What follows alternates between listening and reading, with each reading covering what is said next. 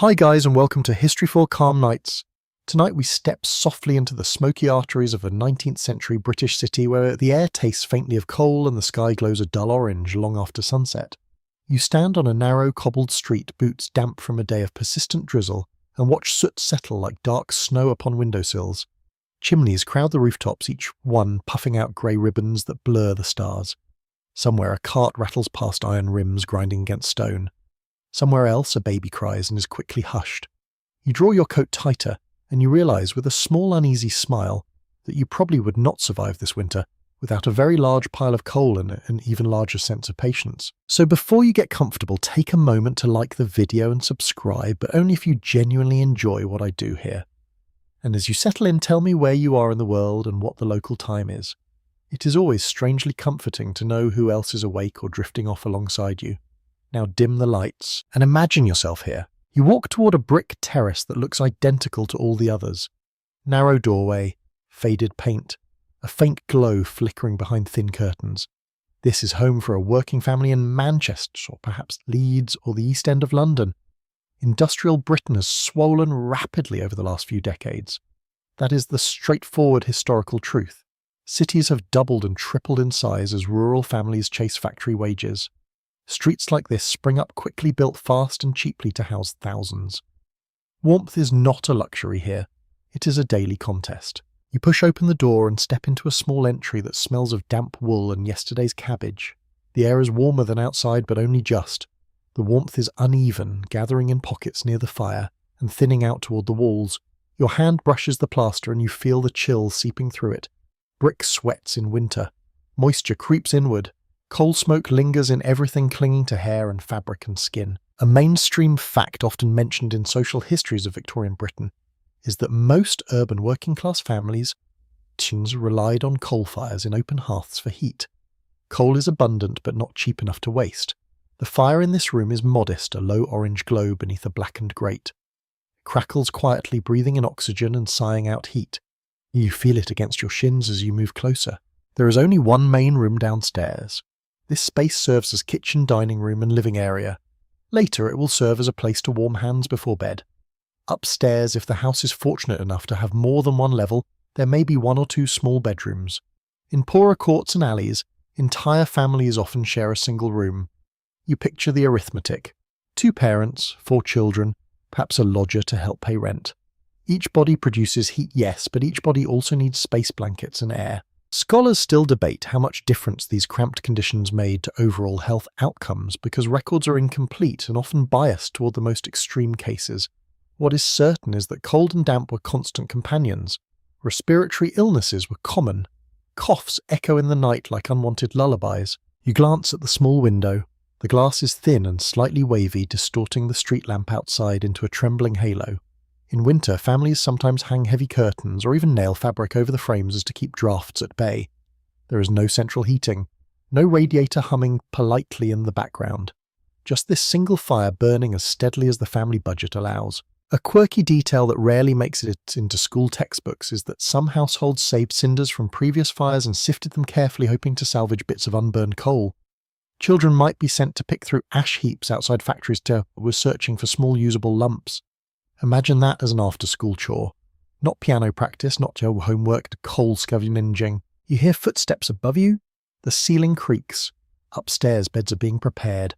Mattresses are thin stuffed with straw or flock and laid upon simple frames. In the poorest dwellings, rope supports stretch across wooden bedsteads tightened periodically to keep sleepers from sagging. That is where the phrase sleep tight is thought to come from, though linguists still argue whether that charming explanation is entirely accurate. It is one of those historical anecdotes that floats around warmly even if its origins are a little tangled. The cold outside presses against the walls like a quiet, patient force. You feel it when you step away from the hearth. The temperature drops quickly. Breath becomes faintly visible in darker corners. You imagine lying down in an unheated room, sheets cool against your skin. It would take time for your own body warmth to create a small cocoon beneath the covers. Families often went to bed wearing layers, not the airy cotton sleepwear you might prefer now, but shirts, stockings, sometimes even caps to prevent heat loss through the head. Another widely acknowledged fact is that Victorian urban housing was frequently built back to back with little ventilation and minimal insulation. Developers prioritized speed and profit over comfort. Bricks were laid quickly, foundations were shallow. As you stand here, you sense the thinness of it all. The house feels less like a fortress and more like a temporary truce with the elements. You move closer to the fire again, palms open. The metal grate radiates a steady warmth. There is a rhythm to the flames, a low hiss, a soft pop as trapped gases escape. The scent is sharp and mineral. Coal smoke coats the back of your throat, yet there is comfort in it too. Firelight softens harsh lines. Shadows tremble gently across the walls. Outside, a factory whistle blows in the distance, though the shift ended hours ago. The sound carries through the night air, reminding you that this city never truly sleeps. Inside these homes, families must carve out rest within noise and cold and uncertainty. They adapt. They share. They layer blankets and bank embers carefully before climbing narrow stairs. You picture a mother bending over the grate using a poker to settle coals for the night, ensuring they will smoulder until morning. If the fire dies completely, relighting it at dawn will be harder, more expensive. Every small decision has consequences. More coal tonight means less later in the week. As you stand here, you begin to understand that staying warm in 19th century British cities is not just about fire. It is about strategy. It is about timing sleep with warmth. It is about gathering bodies together in small rooms and trusting that shared heat will carry you through until morning. You take one last look around this dim space. The walls are close, the ceiling low, the fire steady but modest. Beyond the thin door, frost is already forming along the edges of the cobbles. Winter is patient. It will return tomorrow night and the next. You feel the floorboards creak as someone shifts upstairs, preparing to settle in. And slowly, quietly, you follow them, climbing towards the rooms where the true art of sleeping warm will unfold. You reach the top of the narrow staircase, your hand sliding along a banister polished smooth by decades of touch. The air changes as you climb. Downstairs held the faint, active warmth of the fire. Up here, the heat thins out, drifting away like a reluctant guest. Your breath feels cooler against your lips. The hallway is barely wide enough for two people to pass. A single candle burns low on a small table, its flame wavering, each time a draft sneaks through unseen cracks. You push open the first door and step into a bedroom that is more suggestion than space. The ceiling slopes slightly. The window is small, its panes misted with condensation. This is where the family sleeps, not in separate, carefully curated sanctuaries, but together in close quarters that make privacy a rare luxury. It was entirely typical for working-class families in 19th century British cities to share one or two rooms for sleeping. Census records and social surveys from the era confirm it plainly. Overcrowding was common enough to be considered unremarkable. You see it now in the arrangement of the furniture. One large bed dominates the room. A smaller truckle bed is tucked beneath it, ready to be pulled out at night. In the corner, a narrow cot waits for the youngest child. You run your hand across the coverlet of the main bed. The fabric is coarse but clean-patched, in places where wear has thinned it. Beneath it lies a mattress stuffed with straw, or perhaps flock, which is shredded textile waste. It shifts unevenly under pressure, forming small ridges and hollows. You imagine lying down and feeling those lumps pressed gently against your ribs. Not luxurious, but not unbearable either. A curious detail often overlooked is that some families rented out part of their sleeping space to lodgers to supplement income. Imagine that. You're already sharing a bed with siblings, and now an unrelated adult may occupy the foot of it. This practice was so widespread that reformers later used it as evidence of moral decline, though for many families it was simply economic necessity. Historians continue to disagree about how families negotiated these intimate arrangements emotionally. Did children resent the closeness, or did they grow accustomed to it as a normal part of life? Diaries from the period are scarce among the poor. So much of what we know comes filtered through observers with their own agendas. What seems clear is that sharing beds was practical. Bodies generate heat. In winter, that warmth is precious. You sit on the edge of the mattress and feel the faint coolness that lingers before sleepers climb in. There are no electric blankets waiting to preheat the sheets. Instead, the family might use a warming pan. It is a long-handled metal pan filled with hot coals passed carefully between the sheets before bedtime to chase away the initial chill. You picture the gentle sweep of it across the mattress, the faint metallic scent mingling with fabric. The smallest child is already asleep, curled tightly, cheeks flushed from proximity to others. Two older siblings whisper softly under the covers, their breath forming a shared pocket of warmth. You sense how the room itself seems to exhale as more bodies settle. The temperature rises by a subtle degree. It is not dramatic, but it is enough to make a difference over long hours. A widely accepted fact among housing historians is that ventilation in these homes was minimal. Windows were often kept shut at night to conserve heat even when the air grew stale. You feel it now. The room is heavy with the scent of wool soap and human presence. It is not unpleasant, but it is dense. You might miss the crisp circulation of modern heating systems, yet here warmth takes precedence over freshness. You glance at the walls. Thin plaster over a brick offers little insulation. In harsher winters, frost can form on the inside of window glass. There are accounts of water left in jugs freezing overnight in particularly cold spells. Whether this happened frequently or only during extreme cold snaps is something researchers still argue over, as surviving reports tend to emphasize the dramatic. Even so, you can imagine waking to a room that feels more like an outdoor shed than a sanctuary. You lie back carefully, leaving space for others. The mattress dips under combined weight. Someone shifts and you instinctively adjust. This choreography of sleep is learned early. Knees tuck in, arms fold close, blankets are pulled snugly around all shoulders at once. If one person turns too abruptly, everyone feels it. There is comfort in this closeness, though you might hesitate to admit it. The steady rhythm of another person's breathing beside you. The faint warmth along your back where someone's spine rests near yours.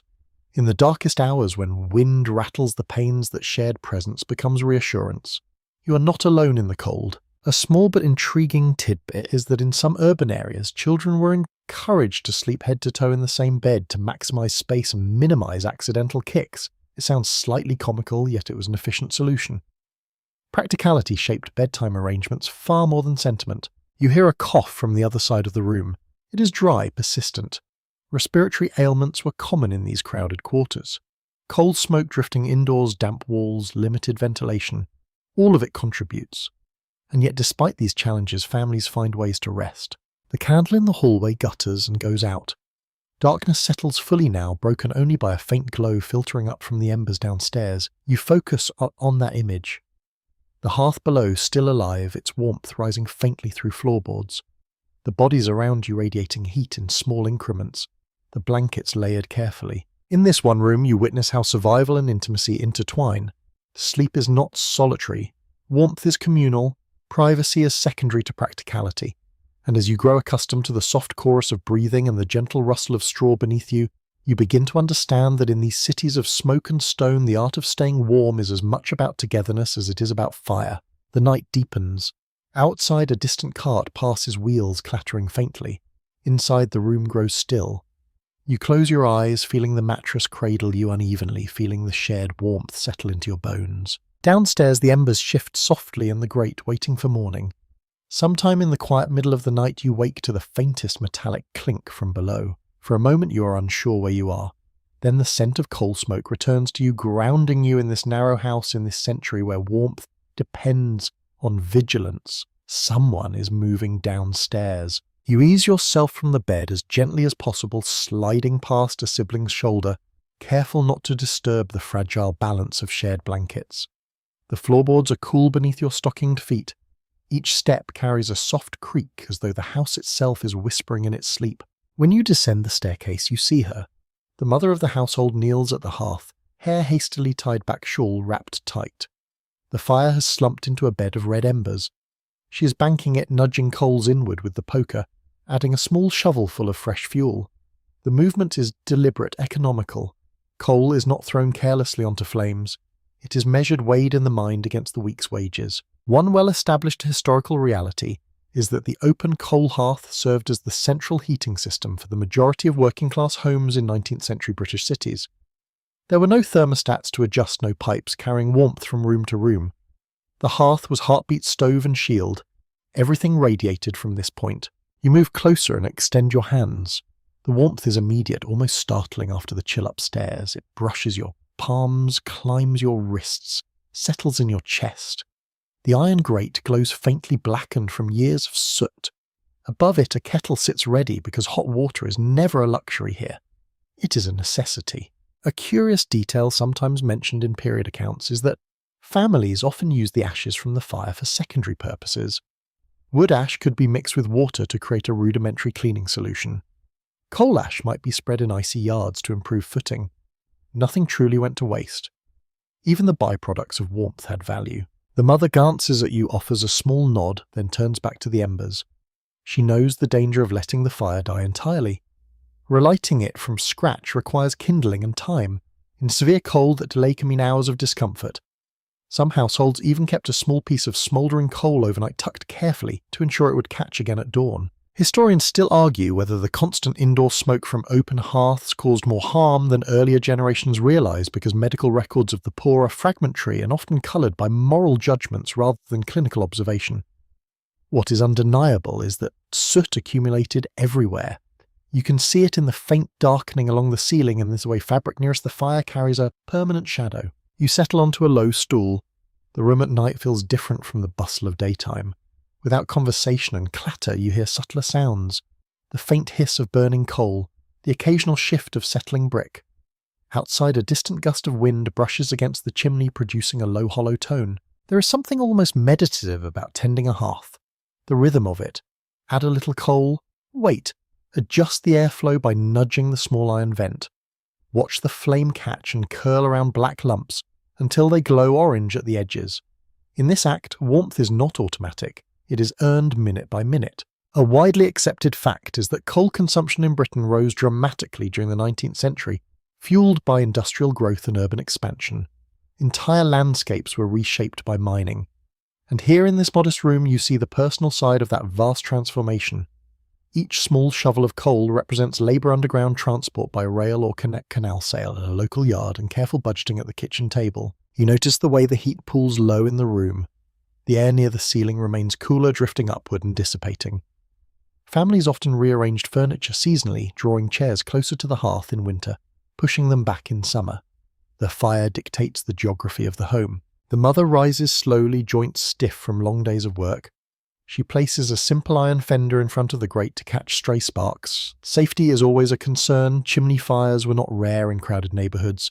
A stray ember could mean catastrophe. Some accounts even describe neighbours keeping watch during especially cold spells, alert to the smell of smoke that signalled danger rather than comfort. You think about how different this is from pressing a switch on a modern heater. Here, warmth requires wakefulness. It requires someone willing to sacrifice a portion of their own sleep to secure the family's comfort. Often that responsibility fell to women, though practices varied from household to household. Social historians continue to debate how evenly such duties were shared given the limited first-hand testimony. She pours a small measure of hot water into a cup and hands it to you. The steam curls upward, carrying the faint mineral scent of boiled water. You sip and feel it spread through you, a second layer of warmth from within. Another lesser-known tidbit is that some urban households experimented with simple iron stoves later in the century, believing them to be more efficient than open hearths. Adoption was uneven, however. Cost, tradition, and the layout of existing homes all played a role. For now in this house, the open fire remains king. You glance toward the staircase. Upstairs, the sleepers remain undisturbed. The extra coal will make a subtle difference by morning. Perhaps the children will wake without quite as sharp a shiver. Perhaps the water in the wash basin will remain liquid. Small victories. The mother finally stands satisfied. The fire burns more brightly now, flames licking gently upward. She gives the grate one last adjustment and then extinguishes the small lamp beside her. The room falls into a softer darkness, illuminated only by the steady glow of coals. You linger a moment longer, palms opened to the heat, memorizing the sound and scent of it. In this house, warmth is not merely physical, it is an act of care. It is vigilance in the quiet hours. It is the knowledge that someone is awake while others sleep, guarding against the creeping cold. When you finally climb the stairs again, the chill feels less severe. You slip back beneath the blankets, nestling into the shared warmth. The mattress dips familiarly. Someone murmurs in their sleep. Below you, the hearth continues its slow, patient burn, anchoring the house against the long winter night. Morning comes slowly, not with bright sunlight, but with a gradual thinning of darkness. You sense it before you see it. The air upstairs feels sharper, as though the night has taken a small bite out of the warmth your body's created. Someone stirs beside you. A child's foot nudges your calf. The blankets have shifted and a thin ribbon of cold has slipped inside. You sit up and the room greets you with pale grey light seeping through the small window. The glass is filmed with moisture, tiny droplets tracing delicate patterns like veins. In especially harsh winters, frost might etch the inside of the panes delicate as lace. Whether that occurred frequently or only during extreme cold spells, is something researchers continue to examine because personal accounts tend to dramatize the worst nights. Still, as you press your fingertips to the glass, you feel how little separates you from the weather outside. Downstairs, you hear the scrape of the fire iron again. The day begins with coal. It often ends with coal. In industrial Britain, fuel is both blessing and burden. The country sits atop vast reserves, and by the middle of the 19th century, it leads the world in coal production. That is a widely accepted historical reality. Yet abundance at the national level does not mean ease at the household level.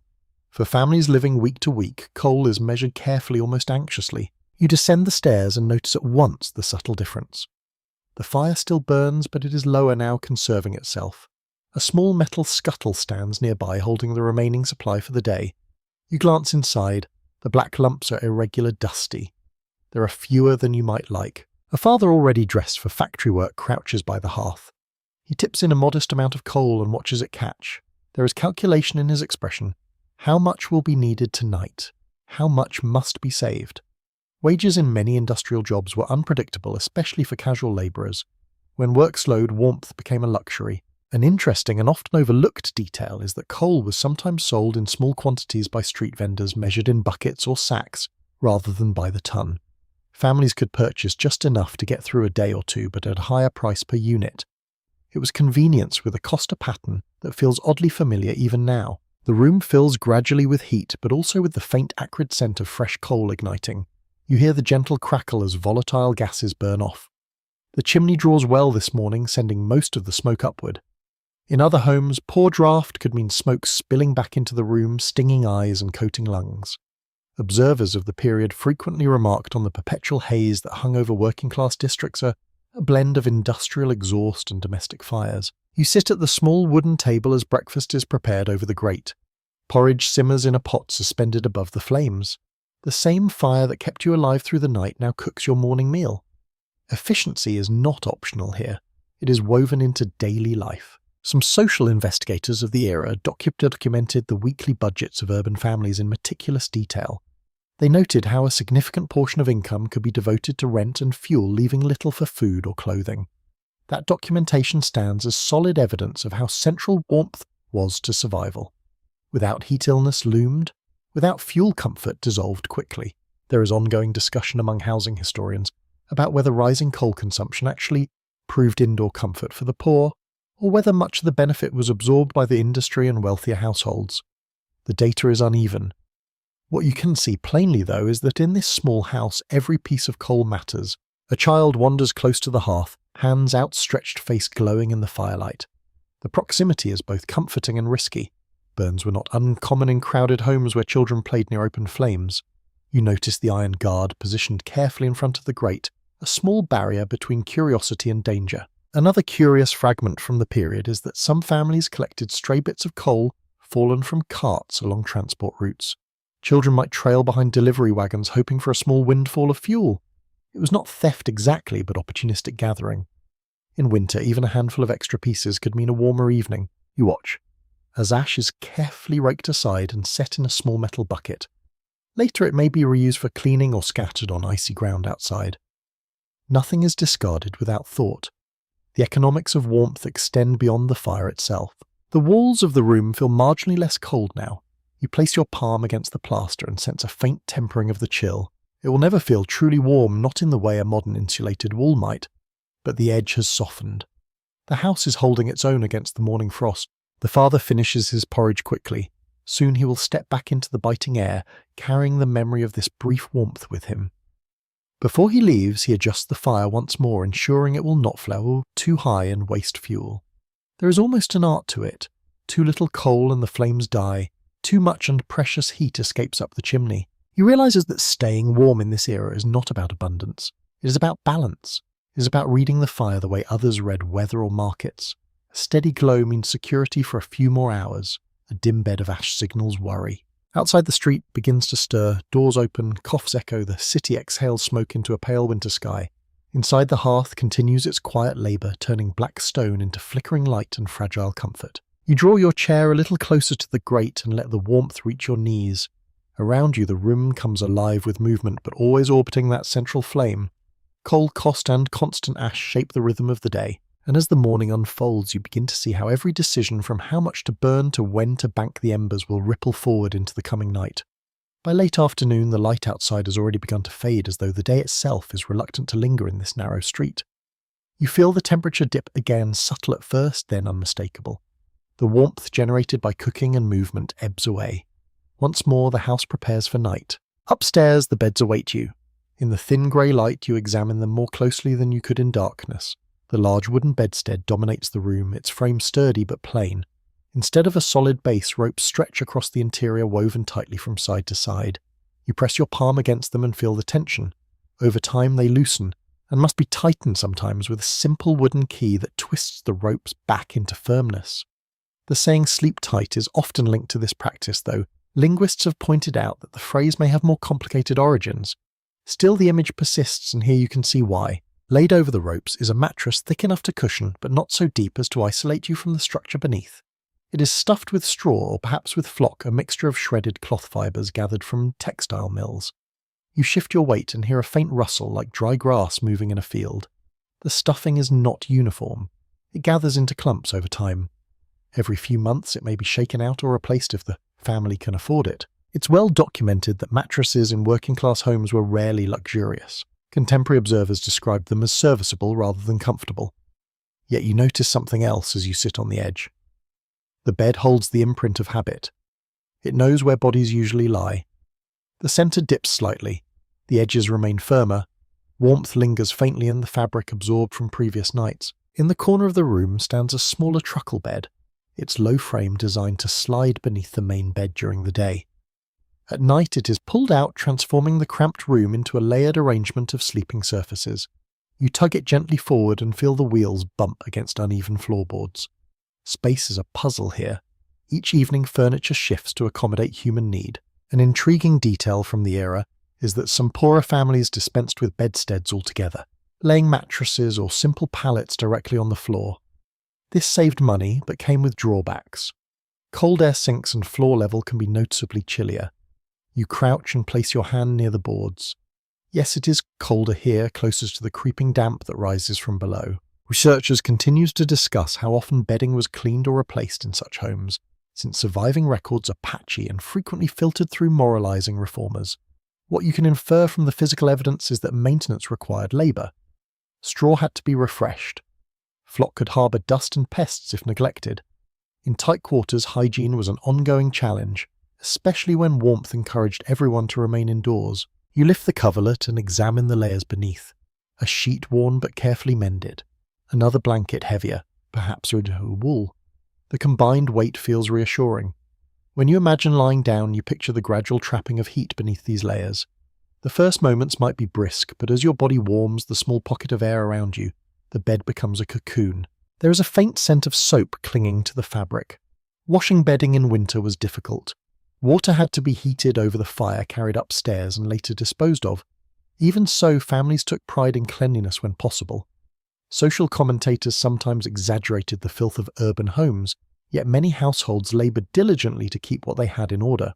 You run your fingers along the wooden post at the head of the bed. It is smoothed by years of touch. Perhaps children once gripped it while clambering up. Perhaps an adult leaned there after a long shift, pausing before collapsing into sleep. Beds are intimate objects. They witness exhaustion, illness, whispered conversations. They absorb warmth night after night, slowly shaping themselves around the lives they support. Another small but revealing practice involved turning mattresses regularly to even out wear. Without springs or modern support, the stuffing would settle unevenly. A family attentive to such details might prolong the life of their bedding by careful rotation. It was thrift expressed through physical effort. You notice the absence of thick carpets. The floorboards are mostly bare, with perhaps a small rug near the bed. Rugs were expensive, and in many working-class homes they were few. Bare boards mean colder feet, but they are easier to clean. Every choice balances warmth against cost, comfort against practicality. A subtle question lingers among historians about whether overcrowded sleeping arrangements strengthened family bonds or strained them beyond endurance. Evidence exists for both interpretations. You sense that the answer likely varied from house to house. In this room you feel both closeness and constraint. There is little space for solitude. Yet there is also shared resilience. You sit back and imagine the room in full darkness. Bodies arranged carefully across the main bed and truckle. perhaps a child in a narrow cot by the wall, breath mingling and mudding in the still familiar air, the mattress beneath you absorbing not only weight but heat. Before night fully settles, someone brings upstairs a brick wrapped in cloth heated near the fire. It is tucked between the sheets at the foot of the bed, a humble but effective source of initial warmth. The brick radiates gently, taking the edge off the chill that seeps in after sunset. This simple act, repeated countless times across Britain, becomes a quiet ritual of care. You lower yourself onto the mattress and feel its uneven embrace. It is not the cloud-like softness of the modern bedding, but it supports you well enough. The rope lattice beneath distributes your weight. The straw rustles faintly as you shift. Gradually, your own body heat begins to accumulate caught between sheet and blanket. Outside the city hums faintly distant voices and carriage wheels softened by walls. Inside the bed becomes your small fortress against winter. You understand now that these humble constructions of rope and straw are more than furniture. They are instruments of survival adapted carefully to the realities of urban cold. As the last light drains from the window and the room cools further, you pull the blanket closer around your shoulders, ready to share both space and warmth once again. Night settles again with quiet determination pressing against the small window panes, as though testing their resolve. You lie half awake, listening to the soft negotiations of bodies finding space. The large bed that seemed almost manageable at dusk now feels smaller as everyone climbs in. Elbows tuck inward, knees fold, a whispered complaint fades into a sigh. You shift slightly to make room for another sleeper. The mattress dips ropes beneath it, straining gently under combined weight.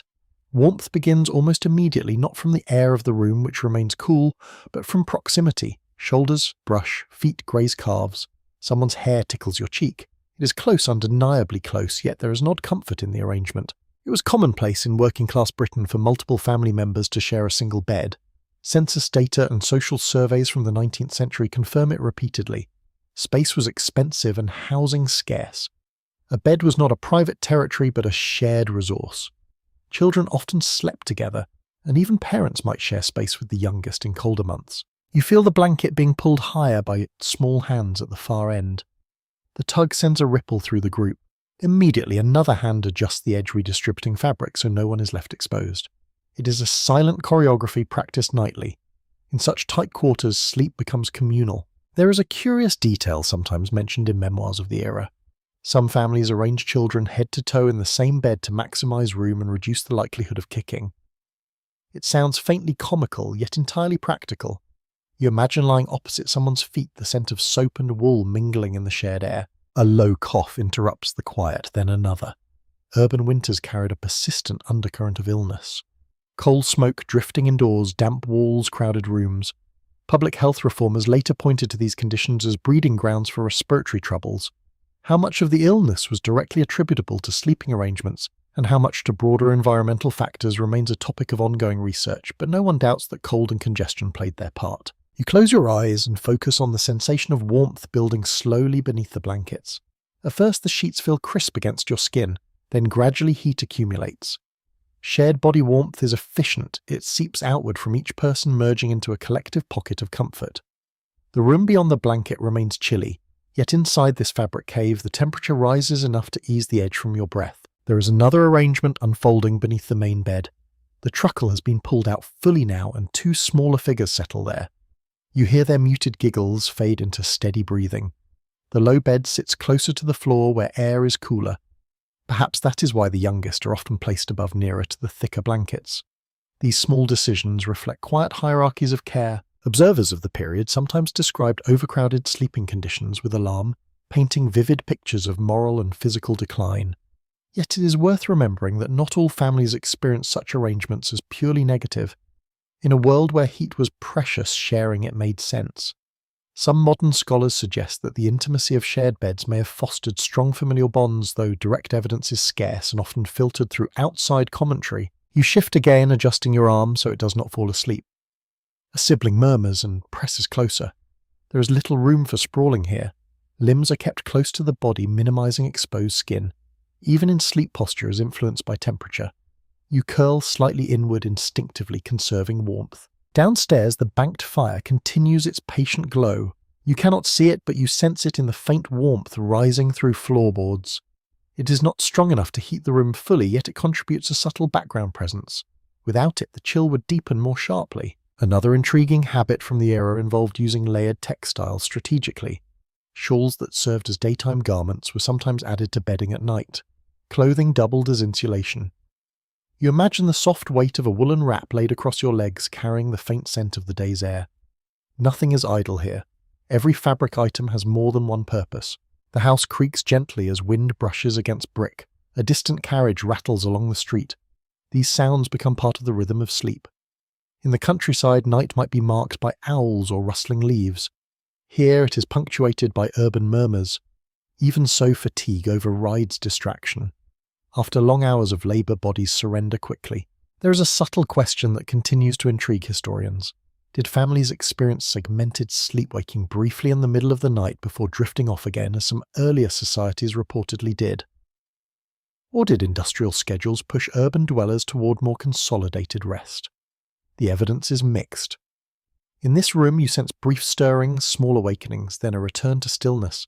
Sleep flows in gentle waves. You feel your own breathing synchronize with those around you. Inhale, exhale. A shared rhythm forms like the slow rise and fall of a tide. The blanket traps warmth more effectively now. The initial chill has faded, replaced by a steady, comfortable heat. Despite the lack of privacy, despite the cramped arrangement, you notice a sense of security. If you were to wake suddenly frightened by a dream or a noise outside, you would not be alone. A hand would be within reach. A familiar breath would steady you. The room grows quieter still. One by one, small movements cease. The truckle bed settles. The large mattress holds its weight without complaint. Outside, frost begins to gather along the edges of the street. Inside, warmth is sustained not by technology but by togetherness. And as you drift fully into sleep, curled among siblings and layered wool, you realize that in this city of smoke and stone-shared beds are not merely a sign of scarcity, they are a strategy, a way of turning closeness into comfort and necessity into resilience. When morning loosens its grip on the dark once more, you wake beneath a comforting weight. For a few seconds you do not move, you simply notice the layers resting over you. Blanket upon blanket, shawl folded lengthwise, perhaps even a heavy coat laid across the feet during the coldest spells. The air outside your cocoon feels brisk, but inside warmth lingers like a held breath. You slide a hand upward and feel the texture of wool against your knuckles. It is slightly rough, not unpleasant, but honest in its fibres. Wool was a staple in 19th century Britain, valued for its insulating properties and durability. That is a firmly established fact. Unlike cotton, which can feel cold and clammy when damp wool retains warmth even in less than perfect conditions. For families battling drafty walls and moist air, this quality mattered deeply. You sit up slowly, careful not to dislodge too many coverings at once. The blankets are not decorative pieces chosen for colour coordination. They are practical, layered according to thickness.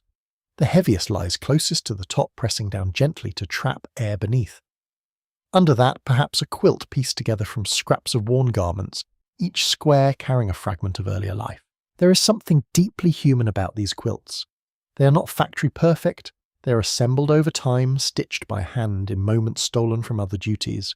You run your fingers along a seam and feel the slight ridge where thread gathers cloth. Every patch is a memory of a shirt outgrown, a skirt faded, a coat no longer wearable. Warmth becomes a collage of past seasons. An intriguing custom from the era involved layering bedding according to the cold rather than adhering to a fixed arrangement. In milder weather, a single blanket might suffice. In deep winter, multiple layers were added, sometimes including shawls that had served outdoors during the day. Clothing transitioned seamlessly into bedding. It was an adaptable system rather than a rigid one. You rise from the bed and immediately feel the temperature difference. The room greets you with a cool touch along your arms. That brief moment between leaving the blankets and reaching the warmth downstairs is always the most bracing. You wrap a shawl around your shoulders before stepping toward the door. There is ongoing discussion among social historians about how much these textile strategies compensated for poorly insulated housing. Some argue that clever layering allowed families to remain relatively comfortable despite structural deficiencies. Others suggest that no amount of fabric could fully offset damp brick and thin walls. The truth likely lies somewhere between ingenuity and limitation. Downstairs, you notice similar patterns. A woolen throw draped over the back of a chair, ready to be pulled around knees during evening hours. A thick curtain drawn across the doorway to trap heat in the main room. Textile becomes architecture in miniature, reshaping the flow of air within the house. You recall a small but vivid detail from period writings. Some families used newspapers or scraps of paper between blankets as an additional insulating layer. Paper surprisingly effective at trapping air added a subtle barrier against cold. It is a quiet reminder that innovation does not always require complex machinery. Sometimes it requires observation and resourcefulness. As the day progresses and light shifts across the room, you help fold blankets back neatly. Even in cramped quarters, order matters. Bedding is shaken out gently to release moisture gathered overnight from breath and bodies. In winter, drying it fully can be challenging. Dampness is the persistent adversary. Yet the effort is made. Blankets are aired as best they can, perhaps draped near the hearth for a short time, before being returned upstairs. The sensation of layered warmth stays with you as you move through the house. You feel how clothing and bedding blur into one continuous system of insulation. Stockings are worn to bed. Nightcaps are pulled low over ears. Long shirts extend past the hips. Every exposed inch of skin represents potential heat loss. A widely accepted observation from the period is that working-class wardrobes were limited in number, but versatile in use. Garments were mended repeatedly. Fabric was valued not for fashion but for function. In winter, extra petticoats or undershirts were worn not to impress but to endure. You pause by the small window and press your palm lightly against the curtain. The fabric blocks a thin draft that seeps around the frame. Without it, the air near the glass would feel noticeably colder. It is a simple intervention, yet effective. You begin to see how warmth in these homes is cumulative. No single element suffices on its own. It is the combination of fire bodies, blankets, shawls, and careful arrangement that creates comfort. A subtle anecdote from urban life describes neighbours lending each other spare blankets during particularly harsh spells. Whether this was widespread or limited to certain communities remains difficult to quantify, but it speaks to a sense of shared vulnerability. Winter did not discriminate. It pressed equally against every brick facade. As evening approaches, again you help prepare the beds. Blankets are returned to their positions. The quilt is smoothed. The shawl is folded at the foot, ready to be drawn up if needed. There is a rhythm to it now, almost soothing. When you finally climb beneath the covers once more, you notice how quickly warmth returns. The layers trap your body heat efficiently. The wool holds it close. Outside, the wind may gather strength, but inside this woven fortress you feel secure. You close your eyes and sense the gentle weight over you like a patient guardian. In these 19th century city homes, layered fabric is more than comfort. It is strategy. It is protection stitched from necessity and care. And as the blankets settle around your shoulders, you understand that warmth here is not loud or dramatic. It is quiet, deliberate, and built layer by layer, just like the lives unfolding beneath them. You wake before dawn again, not because of noise this time, but because your nose feels slightly chilled.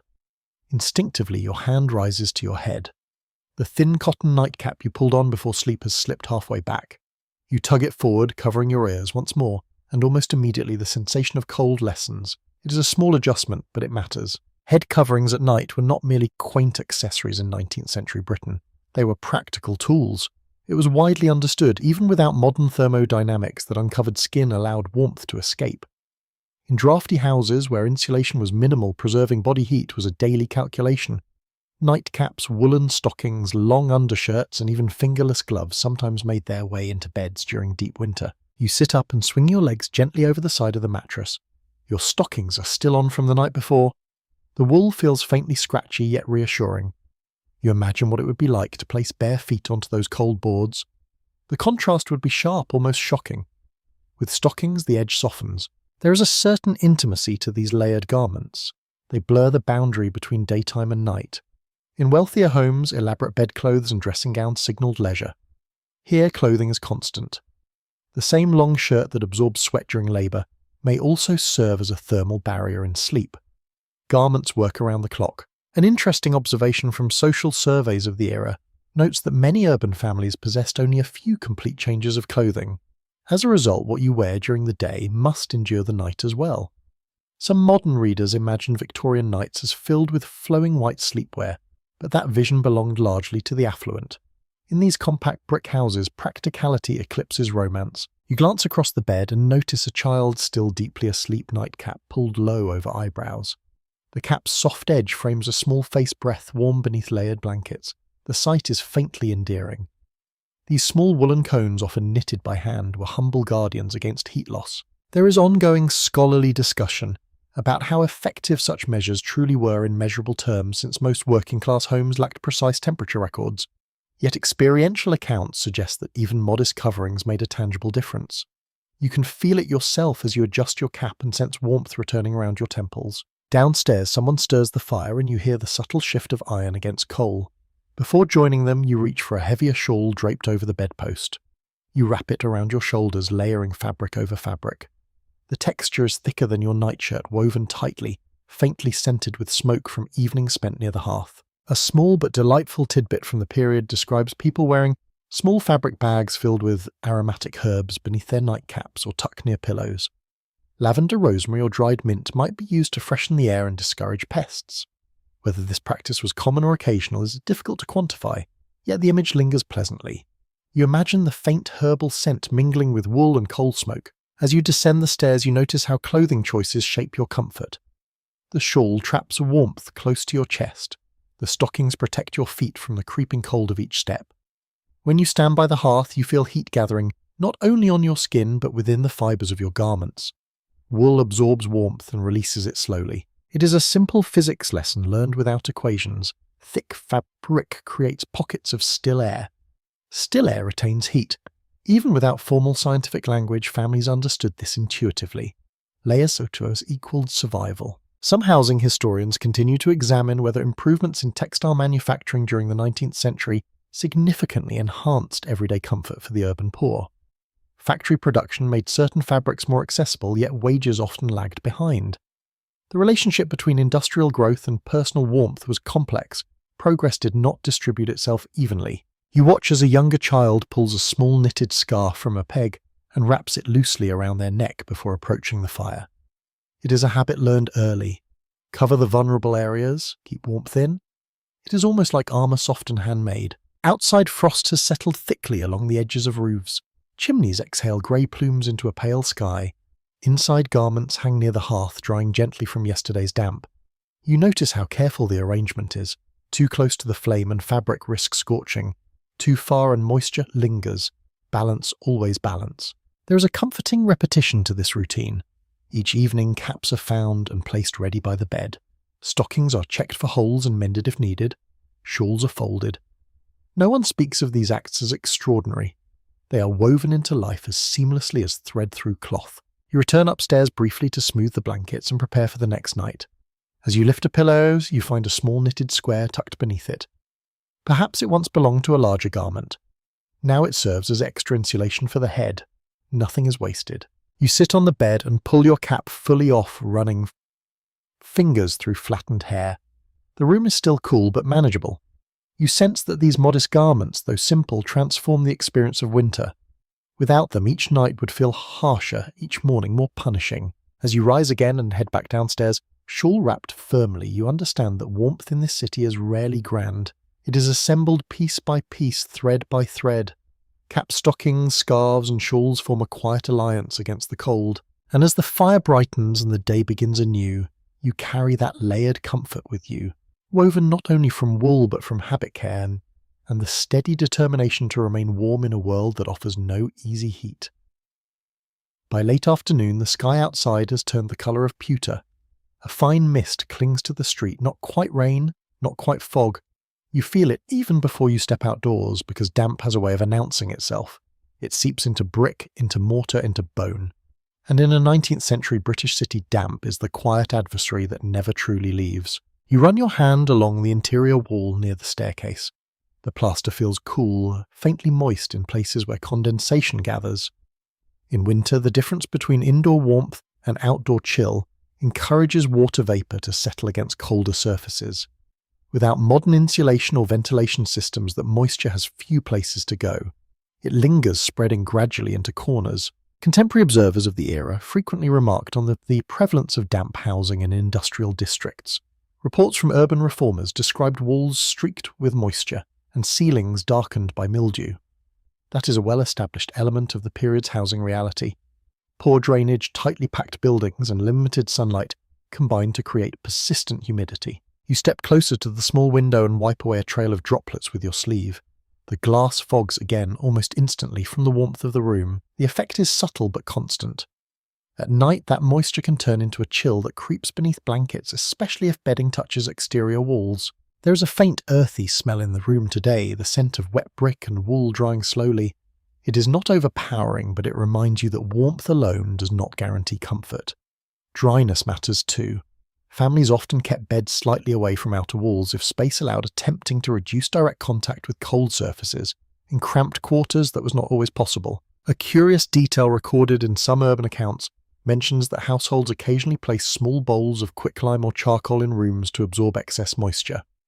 Whether this was common practice or limited to certain neighbourhoods is still discussed among housing historians. Yet the impulse makes sense. People observed the effects of damp and experimented with ways to counter it even without scientific terminology. You kneel beside the hearth and hold your hands near the fire. The warmth feels stronger today, perhaps because the air around you carries that slight wetness.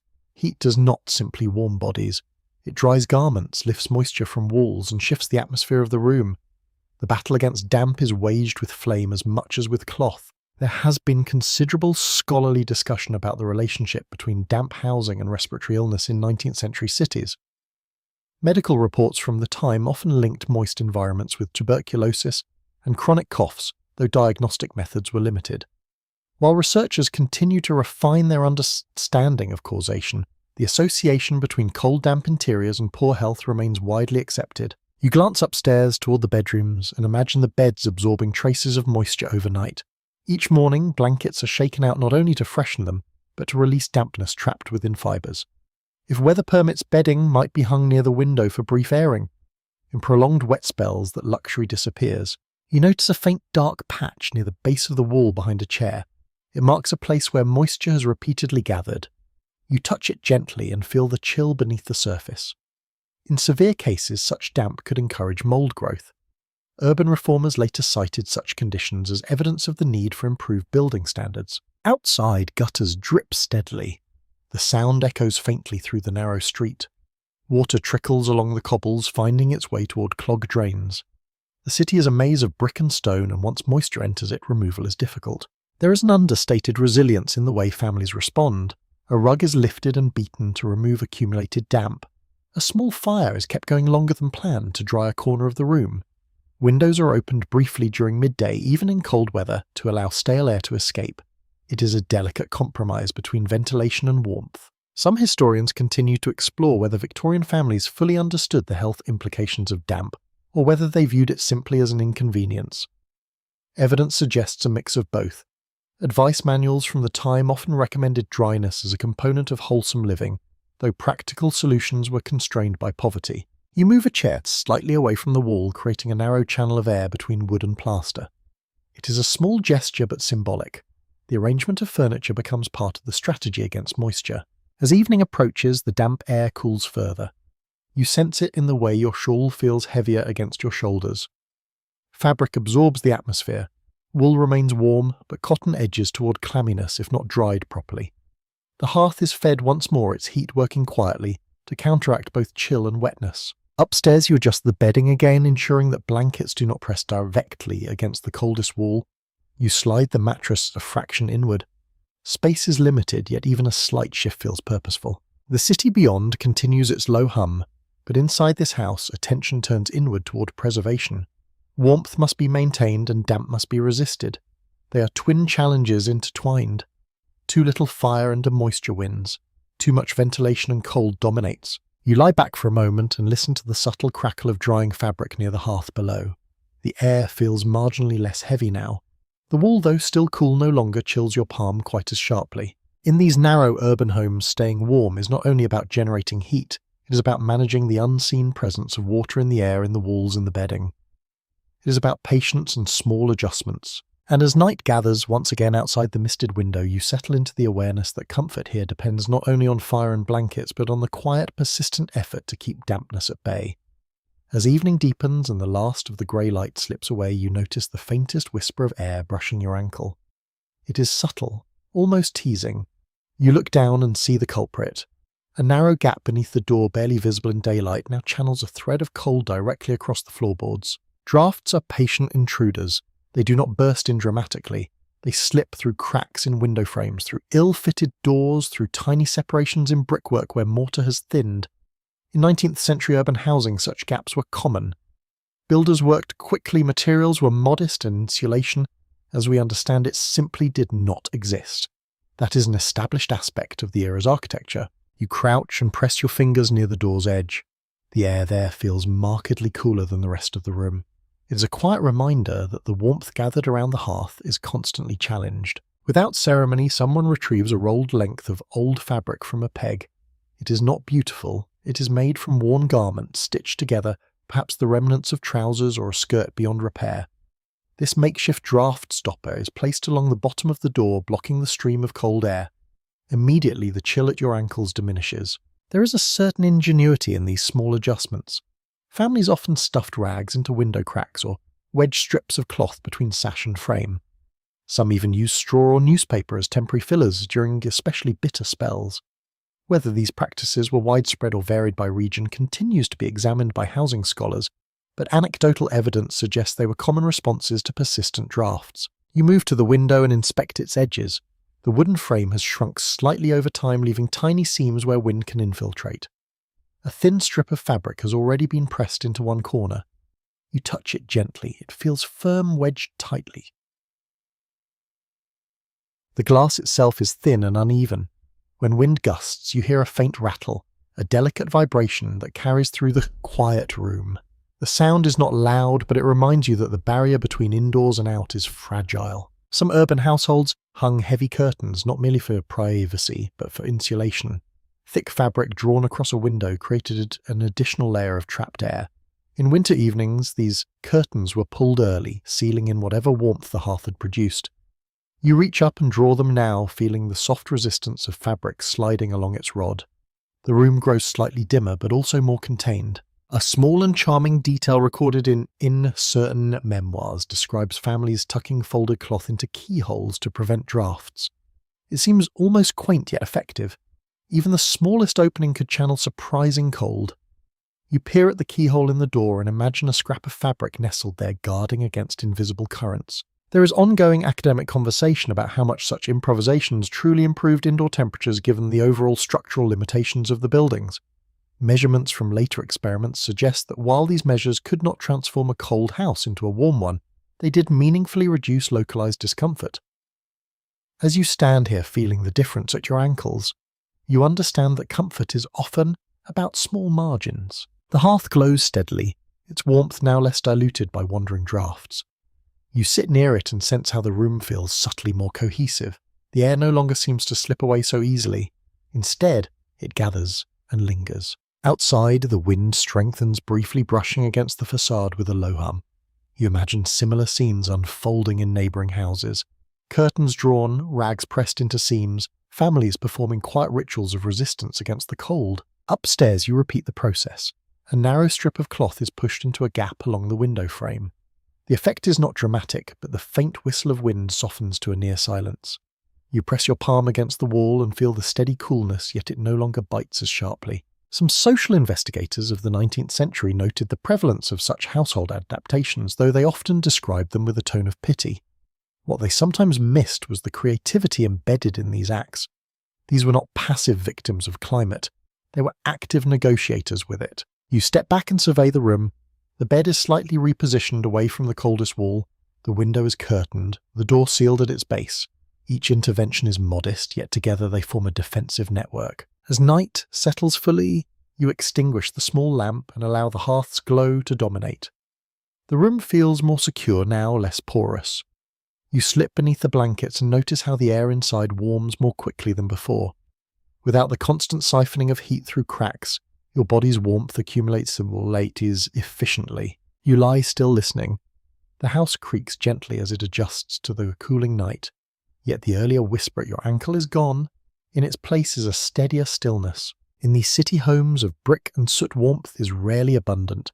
It is assembled carefully, defended vigilantly, rags in windows, cloth at doors, curtains drawn tight. Each small act shapes the experience of winter.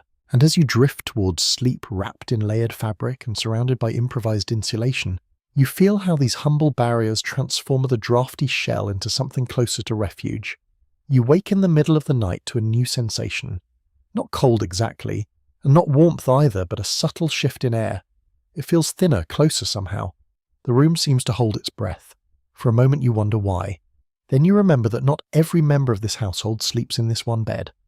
Space in a 19th century city home is rarely straightforward. You sit up quietly and listen. From beyond the wall you hear a faint murmur, a cough, the soft scrapage of someone turning over on a narrow surface. There is another room at the back of the house barely larger than a cupboard and someone is sleeping there. In densely built urban neighbourhoods, every possible corner could become a sleeping space. That is a documented feature of working-class housing at the time. Attics were converted cellars, repurposed sculleries that are pressed into service once dishes were done. If a family could carve out even a narrow strip of floor, it might hold a pallet at night. You rise carefully, wrapping a shawl around your shoulders and step into the hallway. The air here is cooler than in the shared bedroom. Heat does not travel generously in these houses. It clings near the hearth and thins as it moves outward. You push open the small back room. It was once perhaps intended as storage. Now it holds a narrow mattress laid directly on the floor. The ceiling slopes low, forcing you to duck slightly. A small window, high and tight, lets in almost no light. The occupant, perhaps an older child or a lodger, sleeps curled tightly under layered blankets. There is a quiet resilience in the way this space has been adapted. You notice a thick rug placed beneath the mattress, likely to buffer against the cold rising from below. The bed is positioned away from the outer wall as much as possible. A shawl hangs nearby, ready to be added if needed. An interesting detail noted in some housing reports from the era. Diaz describes families partitioning larger rooms with hanging sheets or wooden screens to create the illusion of separate sleeping quarters. Privacy was often improvised rather than constructed. While this did little to improve insulation, it altered the social experience of space. You retreat and make your way toward the attic. The staircase narrows, the steps creaking more sharply. In some homes, attics served as sleeping quarters for older children or lodgers because they were slightly removed from the bustle below. Yet they came with their own challenges. Being closest to the roof, they could be bitterly cold in winter. When you open the attic door, you feel the difference immediately. The air is sharper here, less touched by the hearth's influence. A small mattress rests against the inner wall. The occupant has arranged blankets, meticulously layering them thickly. A heavy coat lies across the feet, doubling as extra insulation. Scholars continue to examine how living in such varied microclimates within a single house affected daily life. One room might retain reasonable warmth while another remained persistently cold. Without centralized heating, comfort was unevenly distributed. Families made decisions about who slept where based on age, health, and necessity. You close the attic door gently and descend. Near the base of the stairs, a small cupboard beneath the steps catches your attention. In some urban homes, even such cramped recesses were transformed into sleeping niches for children. The image is sobering, yet it reflects the creative use of every inch. Back in the main bedroom, the shared bed feels almost generous by comparison. The air is warmer, thick with the combined breath of several sleepers. You slip back under the blankets and sense immediately the difference between this room and the others. Proximity matters, shared heat matters. There is a subtle question among historians about whether families preferred such closeness or simply accepted it. Letters and diaries from wealthier observers sometimes portray overcrowding as uniformly grim. Yet oral histories collected later suggest that some individuals remembered shared rooms with a degree of fondness, associating them with companionship rather than hardship. The emotional texture likely varied widely. You think about the cellar below. In some urban districts, cellars were rented as dwellings despite poor ventilation and persistent damp. Sleeping underground offered little protection from cold and moisture could be severe. Reformers later condemned cellar living as especially hazardous. Yet for some, it was the only affordable option. The house settles around you. Wood contracts slightly as temperatures shift. A faint draft brushes past the stairwell, but less strongly than before thanks to the fabric barrier at the door. In these homes, sleeping arrangements are layered not only horizontally but vertically. Beds above beds, below beds, tucked into corners. Each space tells a story of adaptation. The hearth anchors the structure, yet its warmth cannot reach everywhere equally. Families respond by clustering in the most temperate zones and fortifying the rest with fabric and ingenuity. You listen to the breathing around you once more. In this room, the air feels steady. The mattress dips familiarly under shared weight. As you close your eyes, you carry with you the image of the attic's cold slope and the cellar's damp hush. You understand that warmth in these city houses is not uniform. It is negotiated room by room, corner by corner. And within this patchwork of spaces, families learn to sleep, adjusting to whatever niche the house can offer, drawing together where heat lingers longest and enduring where it does not. You step back out into the narrow street just after dusk, the air sharp enough to nip at your cheeks. Frost has begun to gather along the edges of the cobbles, tracing pale lines between stones worn smooth by countless boots. Tonight you are not returning directly to the family house. Instead, you follow the glow of lamplight toward a larger building, at the corner one whose windows flicker, with movement long after most private homes have quieted. This is a lodging house. In rapidly expanding British cities of the 19th century, common lodging houses became a familiar feature of working-class districts. That is a firmly grounded historical observation. They offered beds by the night to those who could not afford private rooms, or who had recently arrived in the city seeking work. Migrant labourers, dock workers, widows, itinerant craftsmen all might pass through such doors. You push inside and are met with a wave of warmth that feels different from the intimacy of a family hearth. This is communal heat generated by a larger fire and many bodies gathered in a single hall. The air smells of damp wool, boiled tea and faint tobacco. Voices murmur low, punctuated by the scrape of chairs. A long wooden bench lines one wall. Nearby a broad iron grate blazes with coal. The keeper of the house, stern but watchful, ensures that no one stands too close and that fuel is not wasted. Coal here is rationed carefully just as in private homes, but it must stretch across dozens of sleepers. An interesting and somewhat unsettling detail from certain accounts describes rope beds used in cheaper lodging houses. Instead of individual mattresses, a long rope was strung tightly across a sleeping room, and lodgers would lean against it in a seated position to rest. Whether this arrangement was widespread or limited to a handful of establishments is debated among scholars, yet its mention reveals the extremes to which accommodation could be reduced. You climb a narrow staircase and enter a dormitory. The room holds several simple bedsteads arranged in close rows. The mattresses are thin and blankets are shared. Privacy is minimal. A single candle burns low at the far end, casting elongated shadows across the ceiling. Unlike the family bedroom where familiarity softens the closeness, here you sense a different dynamic. Strangers share air warmth and proximity. There is a faint undercurrent of caution. Boots are kept near beds. Personal belongings are tucked under pillows. Urban reformers in the later 19th century often inspected such lodging houses, documenting conditions in reports that would eventually influence regulation. Ventilation, cleanliness, and the number of occupants per room became matters of public concern. The drive for oversight grew from the recognition that overcrowded sleeping spaces could foster illness and unrest. You sit on the edge of one bed and feel the coolness of the mattress before your weight warms it. Around you, other lodgers prepare for sleep. Caps are pulled on, coats folded carefully to serve as additional insulation. A man near the window stuffs a rag into a crack in the frame, just as families do in their own homes. The techniques of warmth travel with people. There is a subtle question that continues to occupy social historians. Did lodging houses provide genuine refuge, or were they merely stopgaps that perpetuated hardship? Records reveal both gratitude and criticism. For some, a shared dormitory offered safer shelter than the street. For others, the lack of privacy and the threat of theft or contagion were constant anxieties. You lie back and stare at the ceiling beams. The warmth in this room is uneven. Those closest to the fire downstairs benefit most. Those near the outer wall feel the chill more acutely. A man coughs softly 2 beds away. Another shifts restlessly. Yet despite the discomfort, there is a collective effort to retain heat. Blankets are tucked tightly around shoulders. Beds are arranged close enough that body warmth radiates subtly between them. Even strangers, by virtue of proximity, contribute to the shared climate. A small but evocative anecdote from urban life recounts how some lodging house keepers insisted that windows remain slightly open for ventilation even in winter. The practice aimed to reduce the spread of disease, though it compromised warmth. Balancing fresh air against heat was a persistent dilemma. You feel that tension now as a faint current brushes your cheek from a partially open sash. The candle is extinguished at last and darkness settles thickly. The sounds of the city filter in through thin glass. Hoofbeats on a distant stone.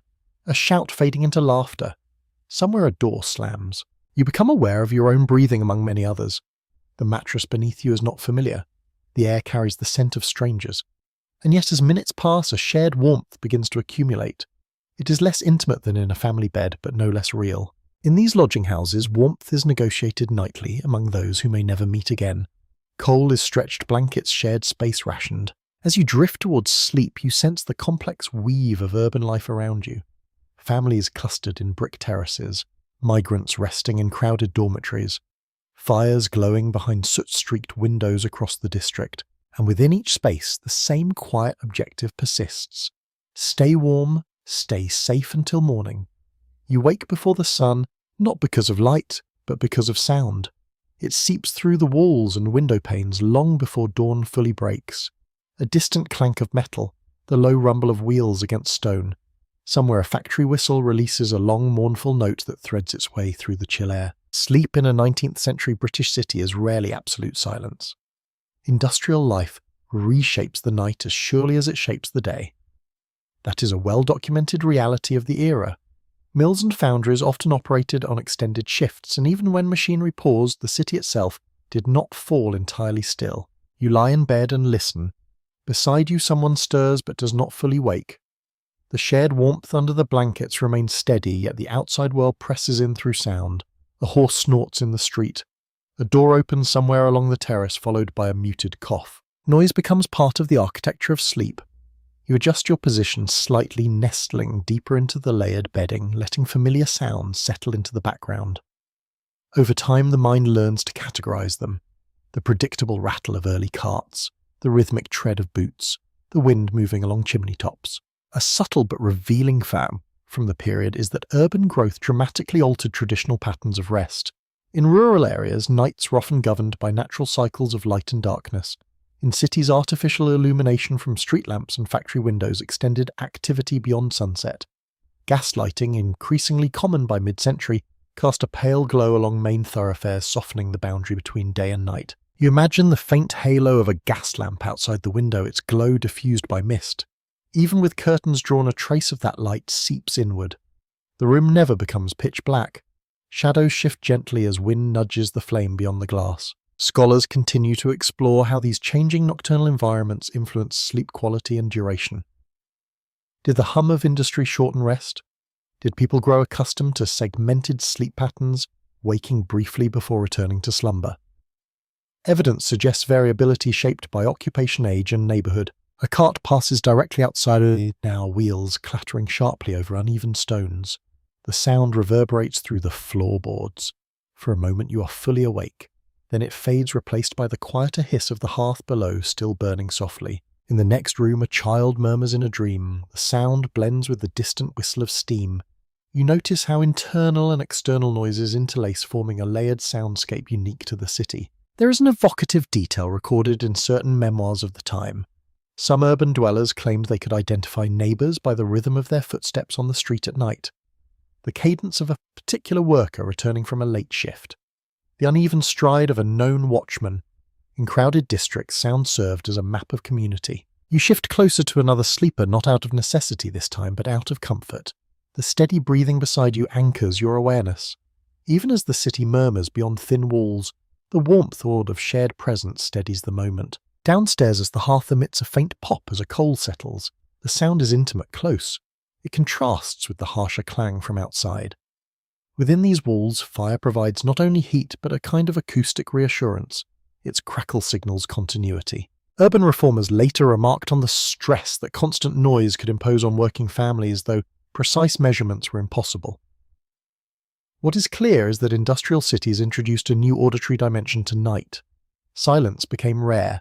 Instead, there was gradation, louder near factories and docks, softer along residential lanes but never entirely absent.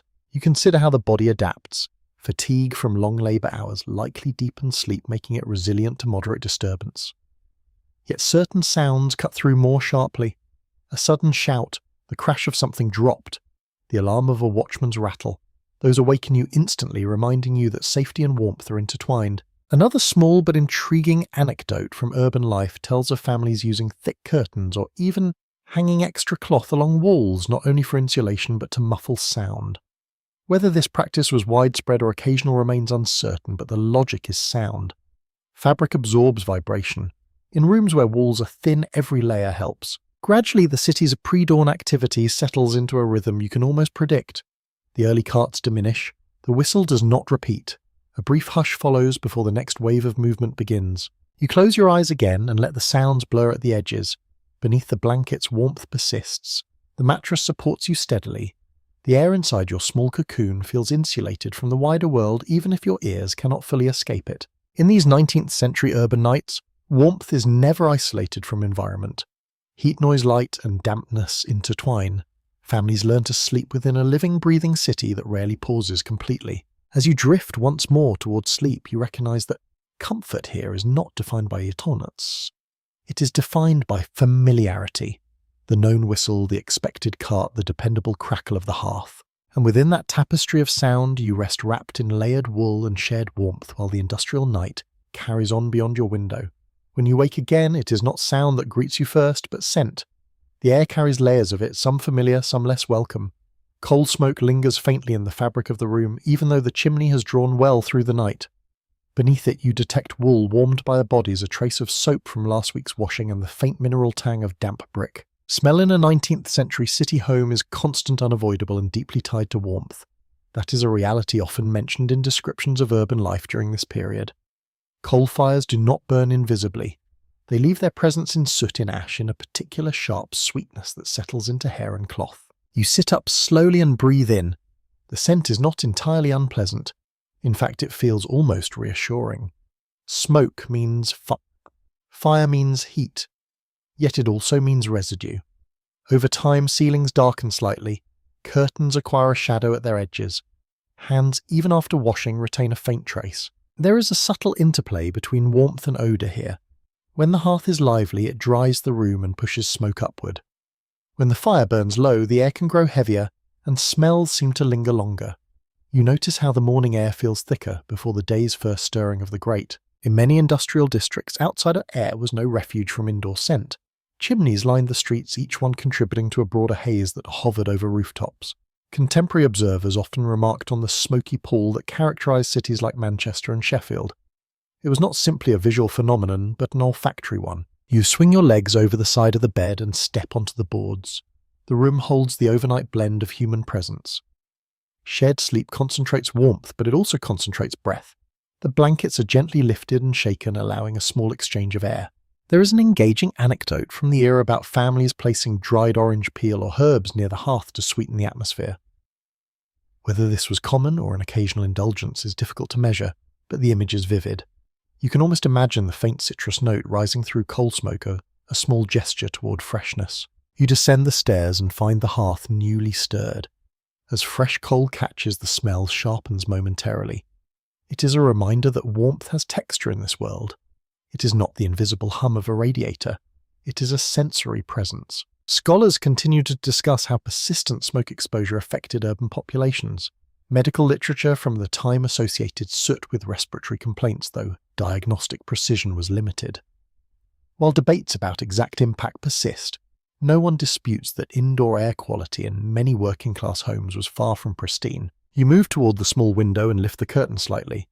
A pale wash of morning light enters along with a faint breath of outside air. It carries its own scent tinged with factory emissions and damp stone. Even so, it feels lighter. For a few moments the room refreshes. Then the curtain falls back into place to preserve heat. You become aware of other odours woven into daily life. The faint aroma of boiled porridge. The sharper edge of laundry soap drying near the fire. Leather boots warming by the grate release a scent of their own. Each contributes to the atmosphere in subtle ways. There is a persistent tension between ventilation and warmth. Opening windows allows stale air to escape, yet it also invites cold. Families navigate this compromise carefully, often airing rooms briefly during midday when the sun offers modest assistance. You glance at the walls and notice the slight darkening near the ceiling above the hearth. Years of smoke have left their mark. In some homes, walls were whitewashed periodically to restore brightness and cleanliness. That practice not only improved appearance, but also reflected more light within dim interiors. A curious observation recorded by certain urban writers describes how newcomers to the city often remarked first on its smell. It was distinctive, they said, a blend of coal industry and humanity. Over time, residents ceased to notice it as sharply. The senses adapt. What once seemed overwhelming becomes background. You return to the table and sit with a cup of hot tea. Steam rises, cutting gently through the heavier air. The warmth in your hands contrasts with the coolness that lingers near the door. Smell-like temperature varies within the same small space. As the day unfolds, doors open and close along the terrace outside. The street fills gradually with its own layered scents. Yet inside this house, the hearth continues to define the dominant note. Smoke and warmth remain inseparable companions. You reflect that in these 19th century urban homes, comfort is not sterile. It carries texture, aroma, evidence of use. The smell of smoke is the smell of survival. The scent of wool is the scent of shared nights. And as you breathe in once more, feeling the gentle rise of warmth from the grate, you accept that to stay warm in this world is to live within a tapestry of sensation. Not just heat against skin, but smoke in air fabric in motion, the faint mingling of lives beneath one roof. You notice first how small they look beneath the blankets. Children when asleep seem to shrink into themselves, limbs tucked inward as though instinctively conserving heat. In this narrow bedroom, the youngest are placed closest to the warmest part of the bed, shielded by the bodies of older siblings and parents. It is not sentimental positioning, it is practical. In 19th century British cities, infant and child mortality rates were significantly higher than they are today. That is a sobering historical fact. Cold, damp housing and respiratory illness contributed to vulnerability, especially during winter months. Families understood this risk intimately, even if they lacked the medical language to explain it. Warmth for children was not merely comfort, it was protection. You slide a blanket gently higher over a small shoulder and feel the faint warmth radiating beneath it. The child's cheeks are flushed hair damp at the temples from shared heat. There is a quiet relief in knowing that the fire downstairs held through the night, that the draft stopper at the door did its work, that the layers of woolen quilt formed a barrier against the chill. A common practice in colder months involved placing the youngest children between adults or older siblings in bed. Body heat accumulated and shared created a microclimate far warmer than the surrounding room. You sense it clearly as you settle beside them. The air inside the blanket feels several degrees softer than the air outside it. There is an intriguing anecdote from the period about mothers warming small garments near the hearth before dressing infants in the morning. Tiny stockings and caps would be held close to the grate, then swiftly carried upstairs. Whether this ritual was widespread or varied by household is not precisely documented, yet the gesture feels entirely plausible. You imagine the small gasp of surprise as a child's foot meets pre-warmed wool instead of cold cloth. Downstairs you hear the kettle beginning to murmur. Soon porridge will simmer and the kitchen will gather a modest heat again. But before that you watch as an older child rubs their hands together and blows gently into cupped palms. Their breath forms a faint cloud in the dim light before the fire is stirred more vigorously. Some historians continue to examine how childhood experiences of cold shaped later recollections of urban life. Oral histories collected decades later sometimes recall winters as both harsh and strangely intimate. Memory, of course, is selective. Hardship and affection intertwine in ways that resist simple interpretation. You guide a child down the stairs, their small hand warm within yours. The floorboards are cool, but stockings shield sensitive skin. By the hearth, the youngest sit on low stools, feet extended toward the grate. The iron guard stands firmly in place, a barrier between curiosity and flame. Burns were a recognised hazard in homes with open fires, and caution was learned early. There is a rhythm to morning care. Shawls are wrapped snugly, nightcaps replaced with thicker daytime coverings. Thin hands are held briefly near the heat before being directed toward washing. Water from the basin feels brisk against small faces, yet the promise of the hearth nearby softens the discomfort. An interesting point noted by social investigators of the era is that children often contributed to maintaining warmth. Older siblings might be tasked with fetching small pieces of coal, shaking out blankets, or helping to block drafts. Responsibility was shared scaled to age. Warmth, like labour, was collective. Outside, the street carries a sharper edge today. Frost lingers longer along shaded walls. You feel gratitude for the narrow brick shelter that, imperfect though it is, holds some measure of heat. Scholars have debated the extent to which urban housing reforms in the later 19th century improved conditions for children specifically. While building standards gradually evolved, change was uneven and slow. For much of the century, families relied primarily on their own resourcefulness rather than structural support. You notice a small knitted mitten placed near the hearth to dry. Its fibres steam faintly as they release overnight damp. The mitten is tiny, almost fragile, yet it represents a larger effort. Each garment, each blanket, each careful arrangement in bed contributes to safeguarding the youngest members of the household. As the day progresses, children cluster instinctively near warmth. They play within the radius of the fire's reach. Toys, if present, are brought close to the hearth. The rest of the room remains cooler, less inviting.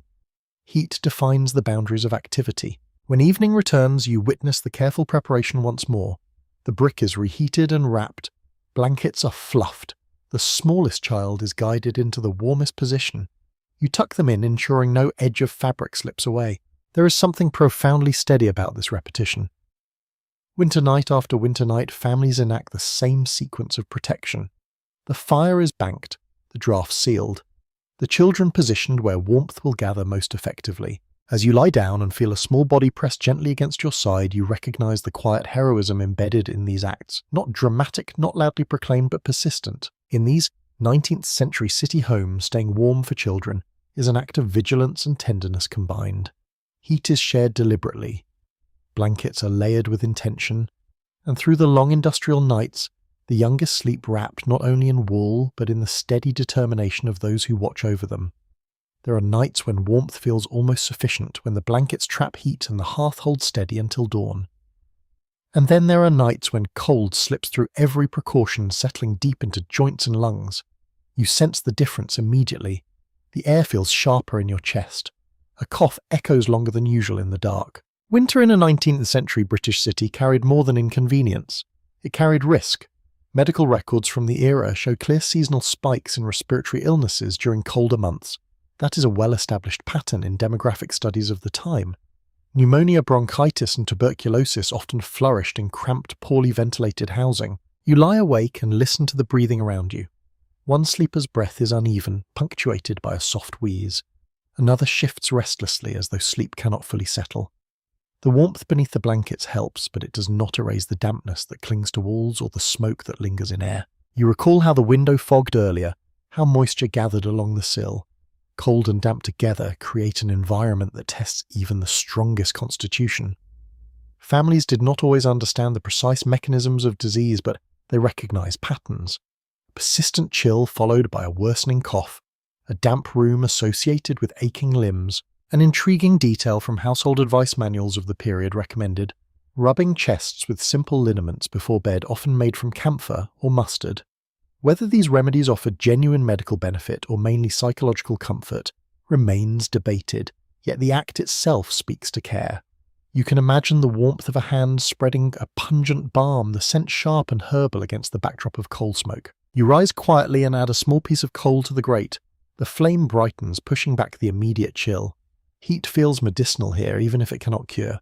There has been considerable discussion among historians about the extent to which industrial pollution compounded indoor health hazards.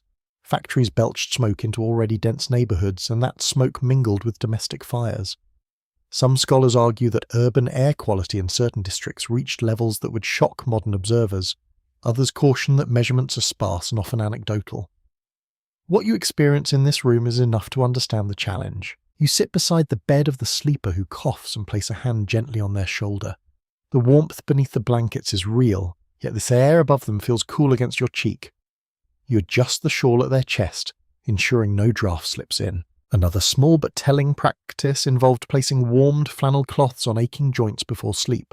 These simple compresses heated near the fire were believed to ease stiffness and ward off the cold's deeper effects.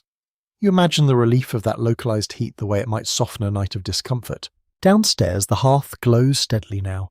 The room feels more temperate than before, but upstairs the difference is subtle. Without pipes or vents carrying warmth upward, heat disperses unevenly. Some families attempted to leave doors slightly open to encourage circulation, though doing so also allowed drafts to wander. Scholarly debate continues regarding how much urban housing reforms later in this century reduced winter mortality. Improved ventilation, better drainage and stricter building standards gradually altered conditions.